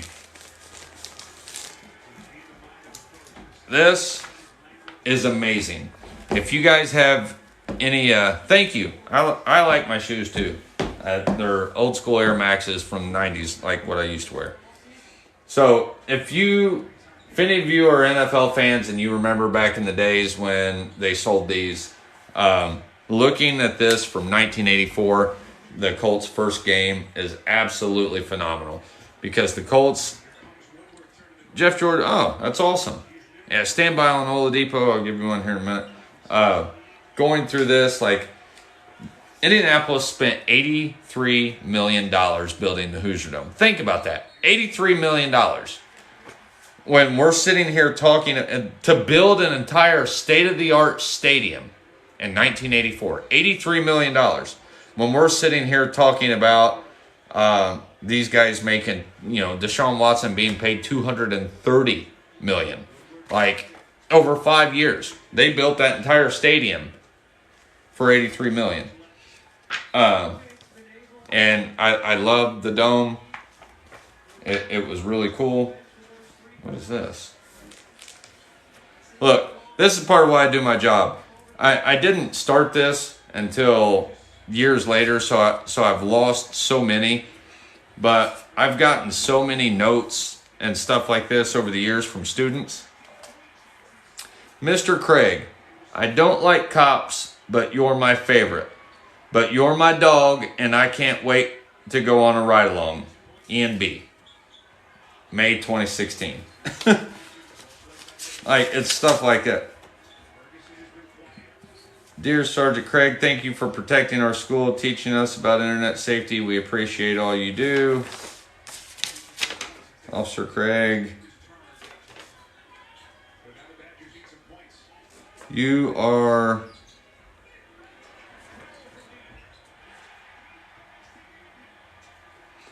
real cool, and that spinner is really cool. I used to, when fidget spinners, I don't know if you guys remember fidget spinners. I ordered a ton when they were a big thing. Kids loved them. They were hard to find. I ordered a ton of them, and I'd give them out to kids instead of like stuffed animals and stuff. Man, I had parents trying to buy those things for me when they were hot. I was the coolest officer ever with young kids. They're like, man, that officer's got fidget spinners. You can't even buy them anywhere. You do what you can to get that clout with the kids, man. That's why all my kids in the schools are like, that's I follow you on TikTok. I saw your TikTok, or this, that, and the other. It's really cool. But going back to this, like, here's the Colts. Raul Allegre, Ron Stark. That was the punter at the time for the Colts. But here's something that did not work as for Colts fans, and I'd forgotten that this was even a thing. No, I'm a police officer, Jason. We had this discussion. I work in a school. I'm an SRO.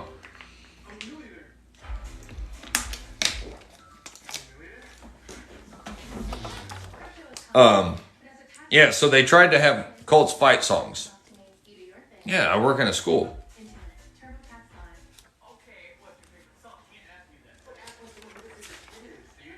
I hope we get Baker. But look at the cars. I love seeing these old ads. No, you're good, man. Look at that. The cigarette ads is something else. I miss old stuff like this. It was really cool. But there was something cool in here I wanted to show. Look, the Fiero. That's good stuff right here.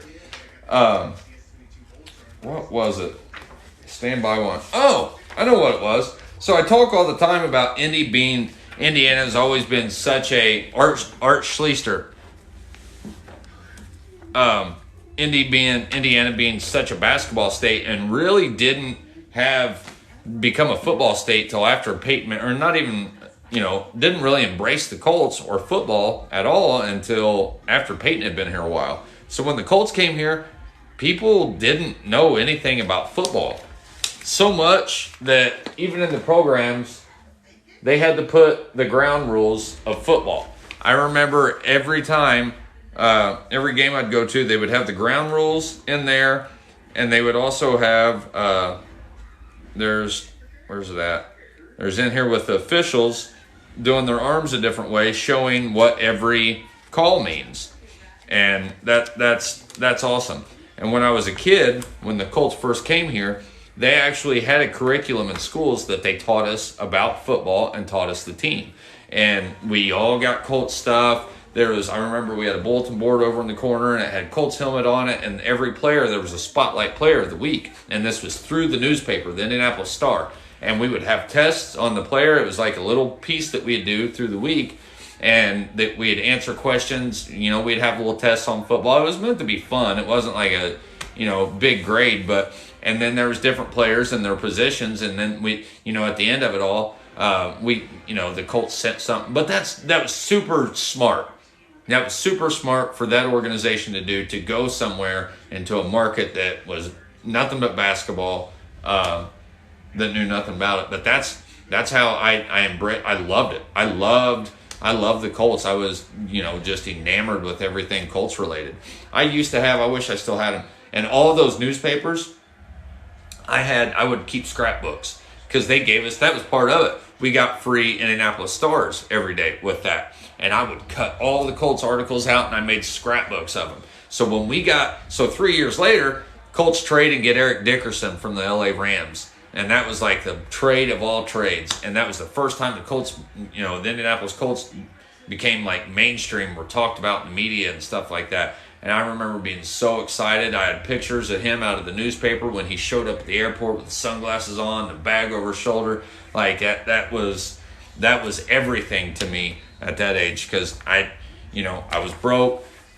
I was a poor little kid that didn't have a lot, and those were my heroes, man. That was everything.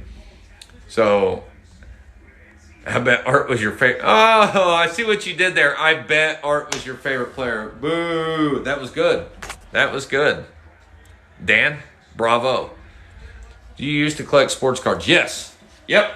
Matter of fact, I still have a big portion of the cards I collected. My wife still calls me a kid, but I test a lot of the thing. I held on to everything I got when I was a kid. We didn't have money, so anything that I did get that I haven't ended up losing over the years, or somebody hasn't stolen from me or something, I tried to take care of my stuff and hold on to it, because I was very grateful and appreciative of the things that we got. I met Pat McAfee in Okinawa, Japan. I bet that was cool. I appreciate that. Thank you so much. My dad's only football growing up was Purdue football. They went to every game. See, that'd been awesome. But living in Indy, man, there wasn't. I did get to go to Colts games, and the only reason that happened was because my best friend, who and he wasn't even like best friend. He was more like brother, because we grew up together, and I ended up moving across the street from him, and my mom worked for his mom. His mom ended up giving my mom a job. I knew the family, but when the Colts came, his family bought a package of 4 season tickets. So I got to go to many games. Couldn't buy anything at them or anything like that. Like that pin, this pin that's up here, I got that at my first Colts game that I got to go, and this glove, and as a kid, you just want a souvenir, man. You don't care. You don't understand that you don't have money to spend or something like that, or how expensive stuff is. But this glove, it's stupid, but I would keep this. I would wear this glove, and I would take my Colts football, and I would go throw it up and play football. I'd have full-on games by myself out in the yard on a daily basis. And that was it. So that's is that OJ's glove? Yes, it very well could be. I'm not short, but I'm not tall. I'm 5'10". Oladipo story. So Oladipo was always very, I don't like talking about him anymore, just because he left. That dude, Oladipo had it made here in Indiana. Victor Oladipo, he could have done no wrong. He went to school at IU, so you had all of these fans that people loved him at IU, and he when he came here, he was the Colts savior, or the Pacers savior, man, and he was amazing, but he never will he'll never be anything like what he was in Indiana, and he could have been paid damn near anything, and he had literally this city eating out of the palm of his hand.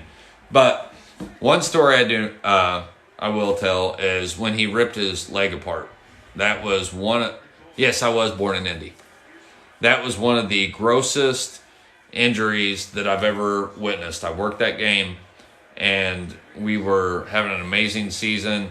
He was having an amazing game, and he ripped his, I can't remember what it's called, but it's not even a tendon. It's basically the muscle that holds your leg together on the inside, where it goes through your kneecap. It holds your thigh to your calf, basically. And he ripped that in half, where his leg was just dangling. It was very gross.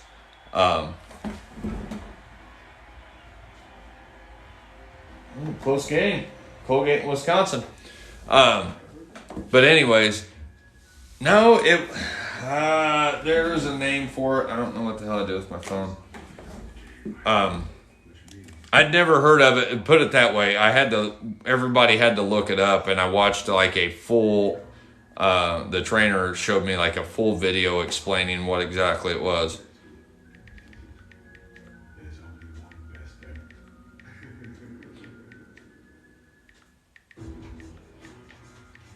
But he went to multiple different doctors, that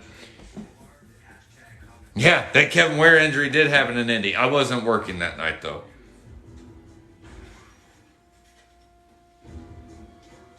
Oh, the quadricep. Okay, so that was when he was in Miami. Hold on. Oh, wait a minute. Hold on.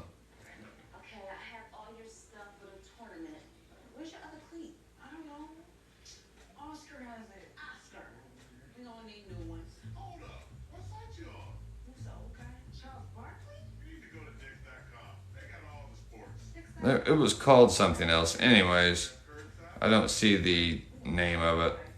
They are calling it quadriceps here, but it was called something else. But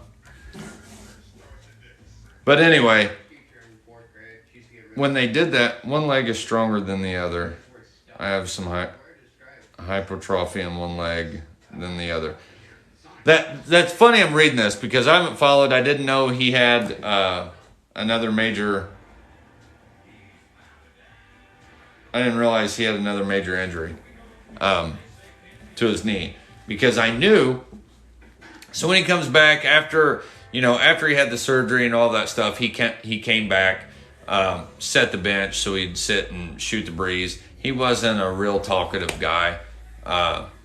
His sister always came. The females would always follow him around, and he had a girlfriend that he'd always sit her there, but he always. Dude, NBA games, I'm sure it's like this in every NBA city. All of these females get dressed up like they're going to the club just to come to the game and try to get one of the players' attention. And they do, and they talk about them and point them out, and they'll send people to go pick them out. It's a whole thing. But I found out from his actual trainer, and I don't mind talking about this now because he left. When he was coming back and it was getting closer to time for him to come back, I said, how's Vic's knee? And the trainer slipped up, and he did it on purpose. He said, which one? And which kind of, it took me a second. It confused me. I'm like, what do you mean which one? The one that he ripped apart. And I looked at him. I'm like, well, the one that, he's like, oh, well, forget I said that. I'm like, no, you can't say something and then not bring it up. He told me that he'd had injuries to both of them, to both knees, and that he'd end up having a procedure done on his, I guess it was his right one, he tore on his left one, and they were concerned about the same thing happening to his left leg than his right leg was. I know you're all I know is our defensive line is going to be unstoppable. Quiddy Pay, I'm all about. I did not like... Paul George, as much as I didn't like him and how he left, I've still seen that guy take his stuff off, take his shoes off, give them to kids. But going Victor Oladipo, I've seen that guy. He would always take his shoes off and go find a kid. A lot of times we would grab him and go get the kid, and he would give him his shoes. Every game. Every stinking game. It was like, you hate losing somebody like that. That's phenomenal.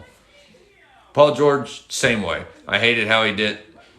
Oh, I've got Reggie, I've got the coolest story for, but I've known that guy since I was 15. I have, and I don't have it on my YouTube yet. I'll put it up over the weekend. I got to, that's what led to the picture of Reggie kissing me on the head that I just showed. Reggie, my mom had a heart attack when I was 15 years old as we were driving, or she was driving. I didn't have a license, obviously. And she pulled off to the side of the road, and I went to go flag down help, and Reggie Miller stopped and rendered aid to my mom. And it's a very, very cool story. It's long. I'll save that for another time. I've told it once on here, but that's him kissing me on top of my head. So I spoke. I gave a speech at the dedication of his mural.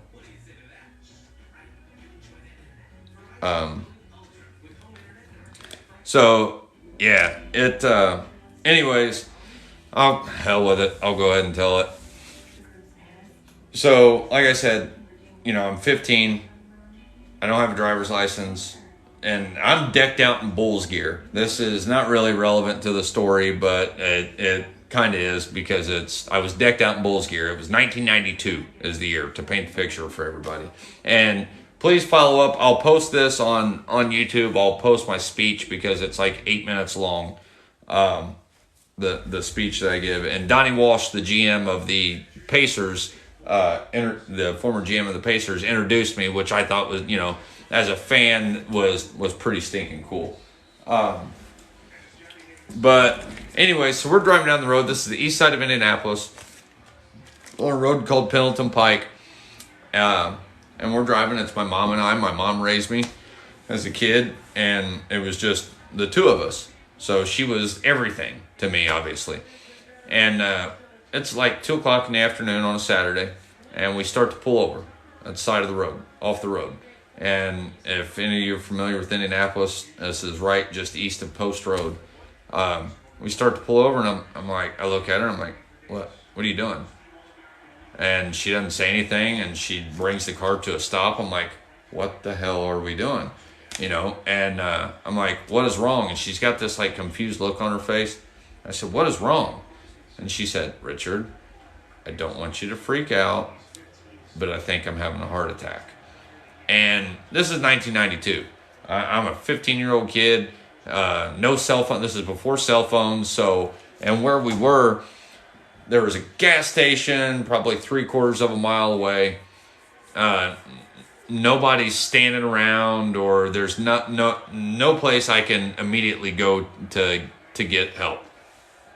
So, but freak out's exactly what I did. I jump out of the car real quick, and like 2 or 3 cars drive by, and I'm like screaming, help, help, help, waving my arms back and forth. And I remember these cars just driving by, staring me down and not stopping. I'm like, I remember being scared to death about this.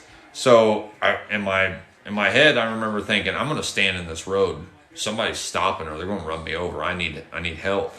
And I'm standing in the middle of the road doing this. And I probably had my hat on backwards. I was a punk 15-year-old kid, so I'm all decked out in Bulls gear with my hat on backwards. I probably didn't look like the most upstanding citizen. So this black Ford Explorer pulls up behind us, and doesn't pull up real close to us. Kind of pulls off the side of the road, like, is this guy trying to carjack us or what? So but it wasn't close enough. I had to run back to the car. So I sprint back to this Explorer that stops, and I'm just in full panic mode. I sprint back to this Explorer, and it's all blacked out. Windows tinted. I can't see in. This, that, and the other. And I'm just, complete full panic mode. And the window drops. And I say this in my speech. My brain, my mouth processed who it was before my brain actually did. Because the guy said, "What's the problem?" And I went, "Reggie, my mom's having a heart attack." And that was all I got out. That was all I got out. Dude opens the door, jumps out, takes off running up to the car. And I'm like just scurrying behind him, running back up towards the car. Because I'm like, okay, I've passed this off. I've passed the buck like people do to law enforcement. You call for help, cop shows up, you've passed the problem off to somebody else. And he goes up, opens the door, he's talking to my mom, checking on her. He had the very first cell phone that I'd ever seen that left the car. Back then, people had car phones that never left the car. Reggie had a little StarTAC Motorola flip phone. And there's certain details about this story I'll never forget. And I remember him calling 911. And my mom's so out of it. She's like, "Don't we know him?" And I'm like, it's Reggie Miller, Mom. It's Reggie Miller. And he called 911, and you would not believe the response that you get in Indianapolis when Reggie Miller calls 911. It was every, off-duty, on-duty fireman and police officer showed up. So he stayed, but here's the cool thing. He stayed there with us and with me until the ambulance came. And we left on an ambulance, but then our car was at the side of the road. He had his girlfriend or fiance with him at the time. He then took my mom's car. They took it and drove it up to the gas station and stashed the keys underneath the floor mat. So the car wasn't stuck at the side of the road. And I left and we went to the hospital, and I rode in the ambulance with my mom. But he didn't have to do any of that. He stayed there with a scared 15-year-old kid until we left. So the next day, after my mom got out of the hospital, I write him a letter, and I send it to the Pacers. I send it certified to the Pacers, thinking, if I send it certified, somebody's got to sign for it. So I never hear anything. A couple of years go by. I'm like a senior in high school. I go out to the mail one day after school, and I get this big envelope and box addressed to me from the Indiana Pacers. And I'm like, what is this? Long forgotten about the letter I'd written to Reggie. And lo and behold, it was a letter to me from Reggie saying, "Hey, I've been trying to call your house. Believe it or not, I just got your letter. So glad your mom's okay. This, that, and the other. Sent me some autograph stuff, some Pacer garb, this, that, and the other," which was very cool. So fast forward to 2005, I think it was. And I never told that story to anybody. It was pre-social media, so nobody could ever really hear the story. I mean, but aside from family and friends, nobody really knew the story. He retires, and I get a call from one of my cousins that said, "Hey, I was just reading ESPN, and you're ESPN.com, and you're on there." I'm like, "What are you talking about?" He said, "Look it up. Your story with Reggie Miller's on there." I'm like, "What?" So yeah, they covered it in the what was it, the Chicago Tribune, and on ESPN.com when he retired.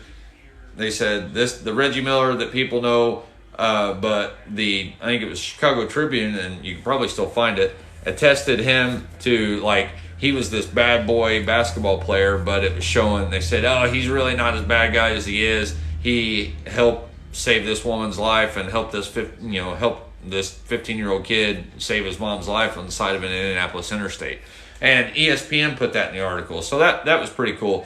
And the state of Indiana did a resolution, the Indiana legislature did a resolution to him and mentioned me in that, which was cool. Fast forward to 2019, right before the pandemic, an artist by the name of Pam Bliss was doing this ginormous 5-story mural of Reggie Miller downtown Indianapolis. And that's the picture, which is this. I just, as luck would have it, I'm on a detail. I'm a sergeant with the sheriff's department.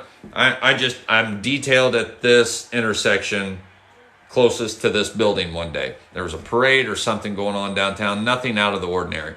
And I'm watching this. I see this lady show up. I was there at 7 a.m. and I was there for like 10 hours blocking an intersection.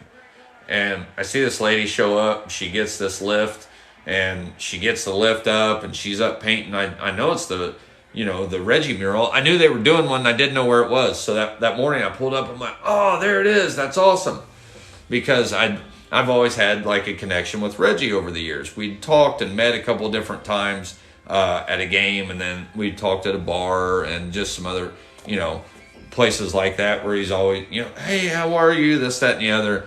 Blah, blah, blah.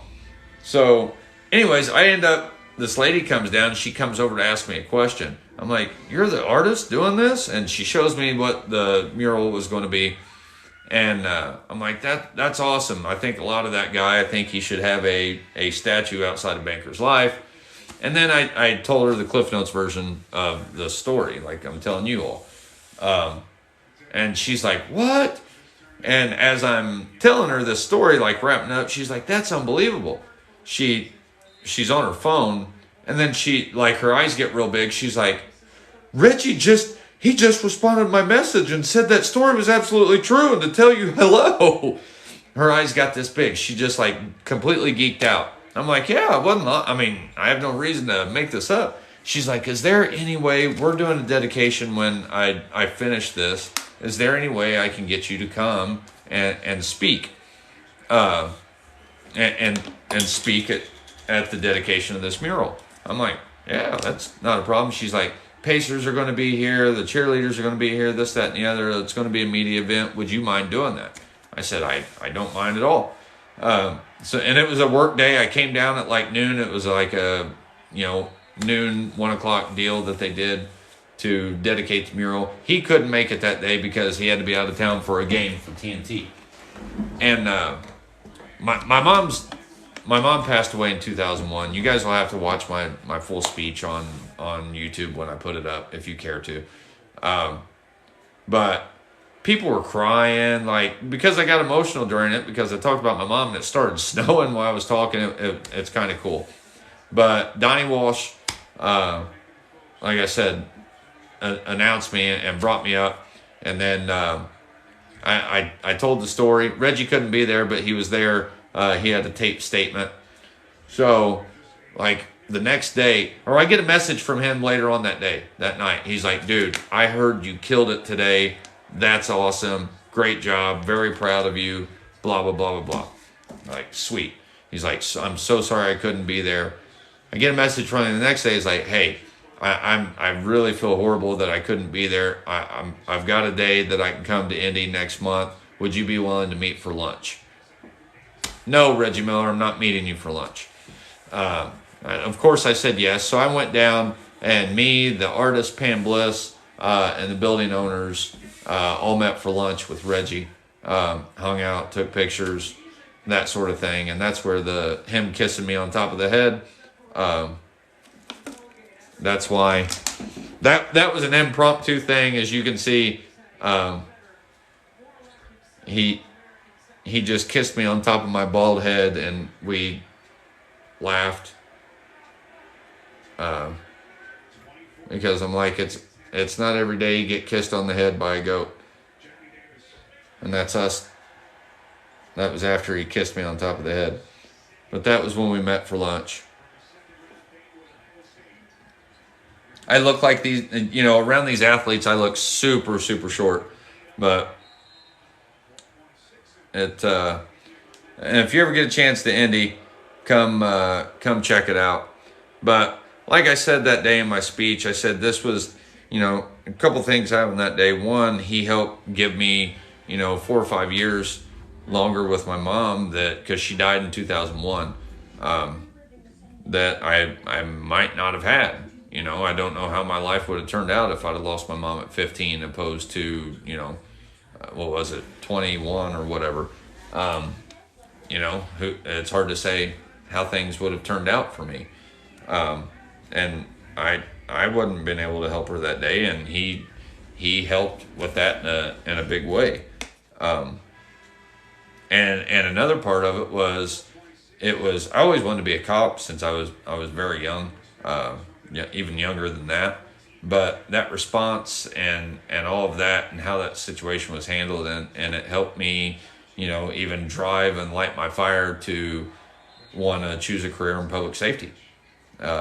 It was just, it was part of it. So that day, like I told him, and I say that in my speech, that day affected me in a lot of ways. That is why I'm sitting here how I am now and doing what I do. And that's why when I wrap this, and when if for those of you that follow me, and when I wrap this up, I say, hey, say something good to somebody, do something good for somebody. That's not lip service, man. You don't truly know the impact that something that may not be a big deal to you, the impact you're having on somebody's life, how you can completely change the trajectory of someone's life, especially a young person.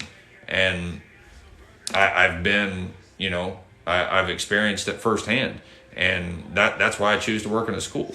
That exactly right there is why I choose to work in the school. I can't. Thank you guys. Thank you for the kind words. I appreciate that. But you don't know. You have no clue what you do or what you say to somebody on how that's going to affect them long term. You don't. So choose your words wisely and try to do something good. Because we all need better people in this world. I think we all can agree on that. I appreciate that. Thank you, Jay Ward. Well, I wasn't planning on telling that tonight. I hope you guys appreciated it. That was the Cliff Notes version of it. My YouTube, I literally started a YouTube channel just to put that video up on there. And that's one video I don't have up. So I will, because I tried the last time I did YouTube Act's funny, unless I'm doing it from a laptop. I will get that up because I have it on my phone. Please check it out. If you guys have YouTube, please subscribe to my YouTube channel, and sign up for the alerts so when I post it, you'll see it if you want to see the full story. But you'll see how much I talk about Steve Alford that day. I talk about the Pacers drafting Reggie Miller. I take my hat off to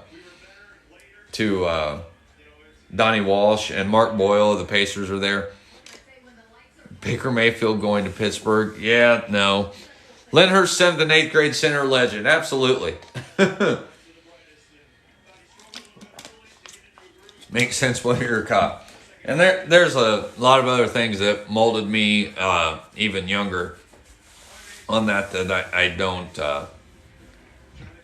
My dad, when I was young, couldn't keep his hands off my mom, so I used to see my mom get beat on by my dad at a very, very young age. And that's really what lit that fire was. One night in particular, it was so bad, and the sheriff's department showed up, and I remember the sheriff's deputy walking in and being 5 years old, and I'll be completely honest with you, my dad knocked my mom's 2 front teeth out. Sheriff's deputies walked in, and this is early 80s, so domestic violence wasn't a thing like it is now. The state didn't just jump in and lock somebody up.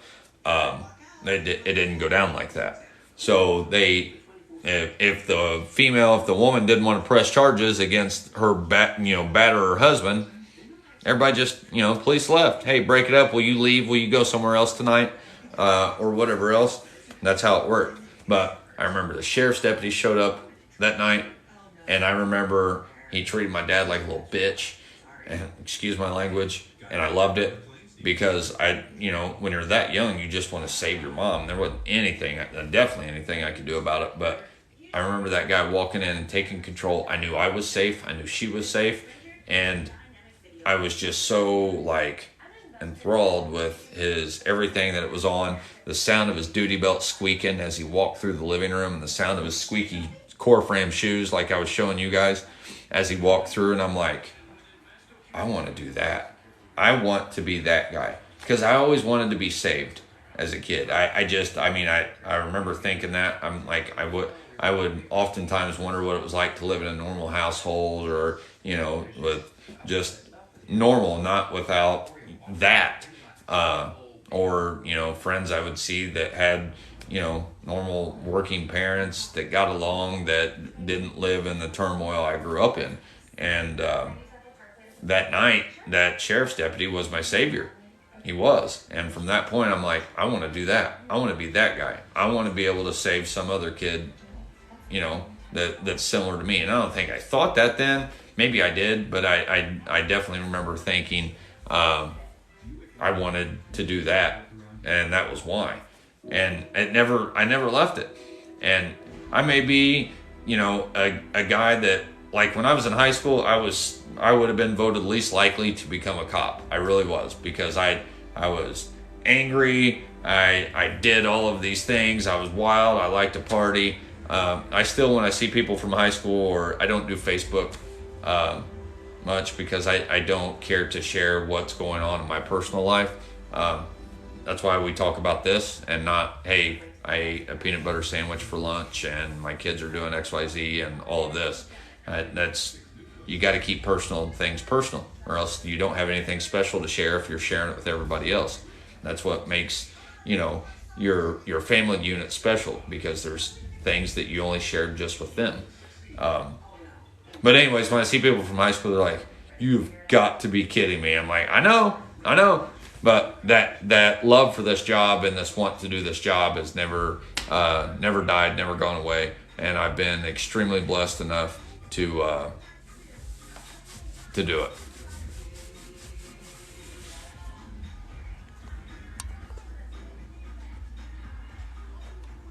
No, it's 7-Up and cider.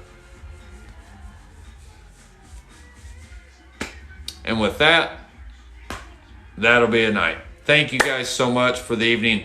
I appreciate it. I spent a lot longer on here than I wanted to.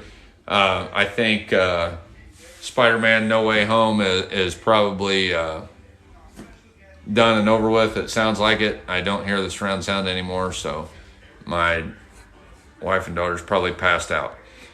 What do you think about people that say a coward to defund the police? Because it's absolutely ridiculous.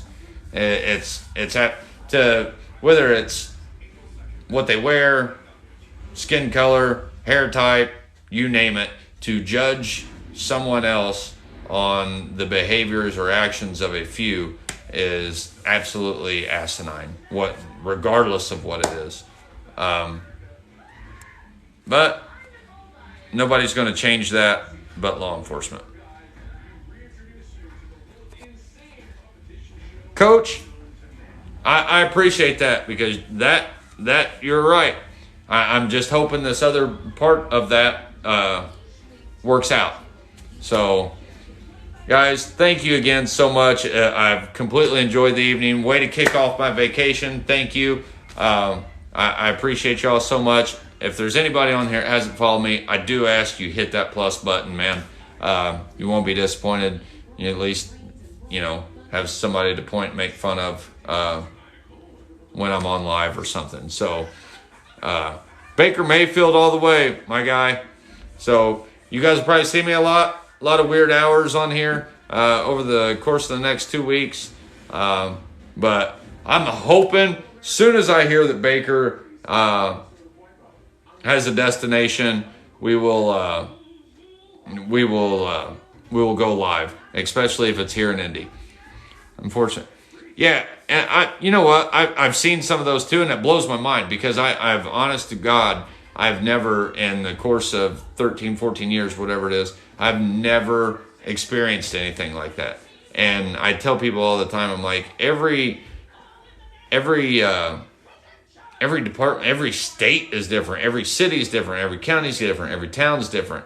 But I've interacted with a ton of different officers from a ton of different departments, and here in Indiana, and that's just not something. I'm not saying that it doesn't ever happen, but I've never seen anything close to that. I saw a video of an officer palming a dime bag of weed to dump it into and this was from his body cam footage, to dump it into a center console, cup holder. But Like here in Indy, there was never a reason to need to play. I mean, like if you're just like there's so much going on. Like there's so much crime that's in the city. Like you don't need to make something up. Like you can't keep up with the crime that's going on. That's what blows my mind about that. So I don't understand where that's happening at. But most of the time nowadays, I don't see why anybody would ever have a want to do that. Don't hate us in Seattle if we get Baker. Oh, I'm sure I will for a little bit. But Seattle's got a lot more trade capital to play with. I've been a Colts fan since they landed here on the Mayflower, since '84. I know I am going down the rabbit hole again. See, this is what happens. I'm wrapping it up because I'll talk football all night. Thank you all so much. Please give me a like. Please give me a follow. Fish Tank, I appreciate you. Harley, if you're still here, thank you. Migs, thank you. Guys, give me a follow. Thank you so much. Subscribe to my YouTube, please. If you're on Instagram, follow me on Instagram. If you're on Twitter, please give me a follow on Twitter. It's at the Officer Craig on both of those platforms. Officer Craig on YouTube. But if I have a choice out of any of those three that I can get you to go do, I ask that you subscribe to YouTube. Because if I get to 1,000 subscribers on YouTube at some point, I can start going live and doing some different things on YouTube that I can't necessarily do here. Maybe we can, dig a little deeper into some law-related stuff. Jay Ward, thank you. I just got that. I appreciate you, sir. That rocks. So, y'all, have an amazing what's left. Well, it's not really Friday night for most of you anymore, but have an amazing weekend. I will be back tomorrow, hopefully with some good news for Colts fans. Take care. Do better, be better. Say something good to somebody. Do something good for somebody, even if it's little. So thank you all so much for your support. It means more to me than you know. Have a good one.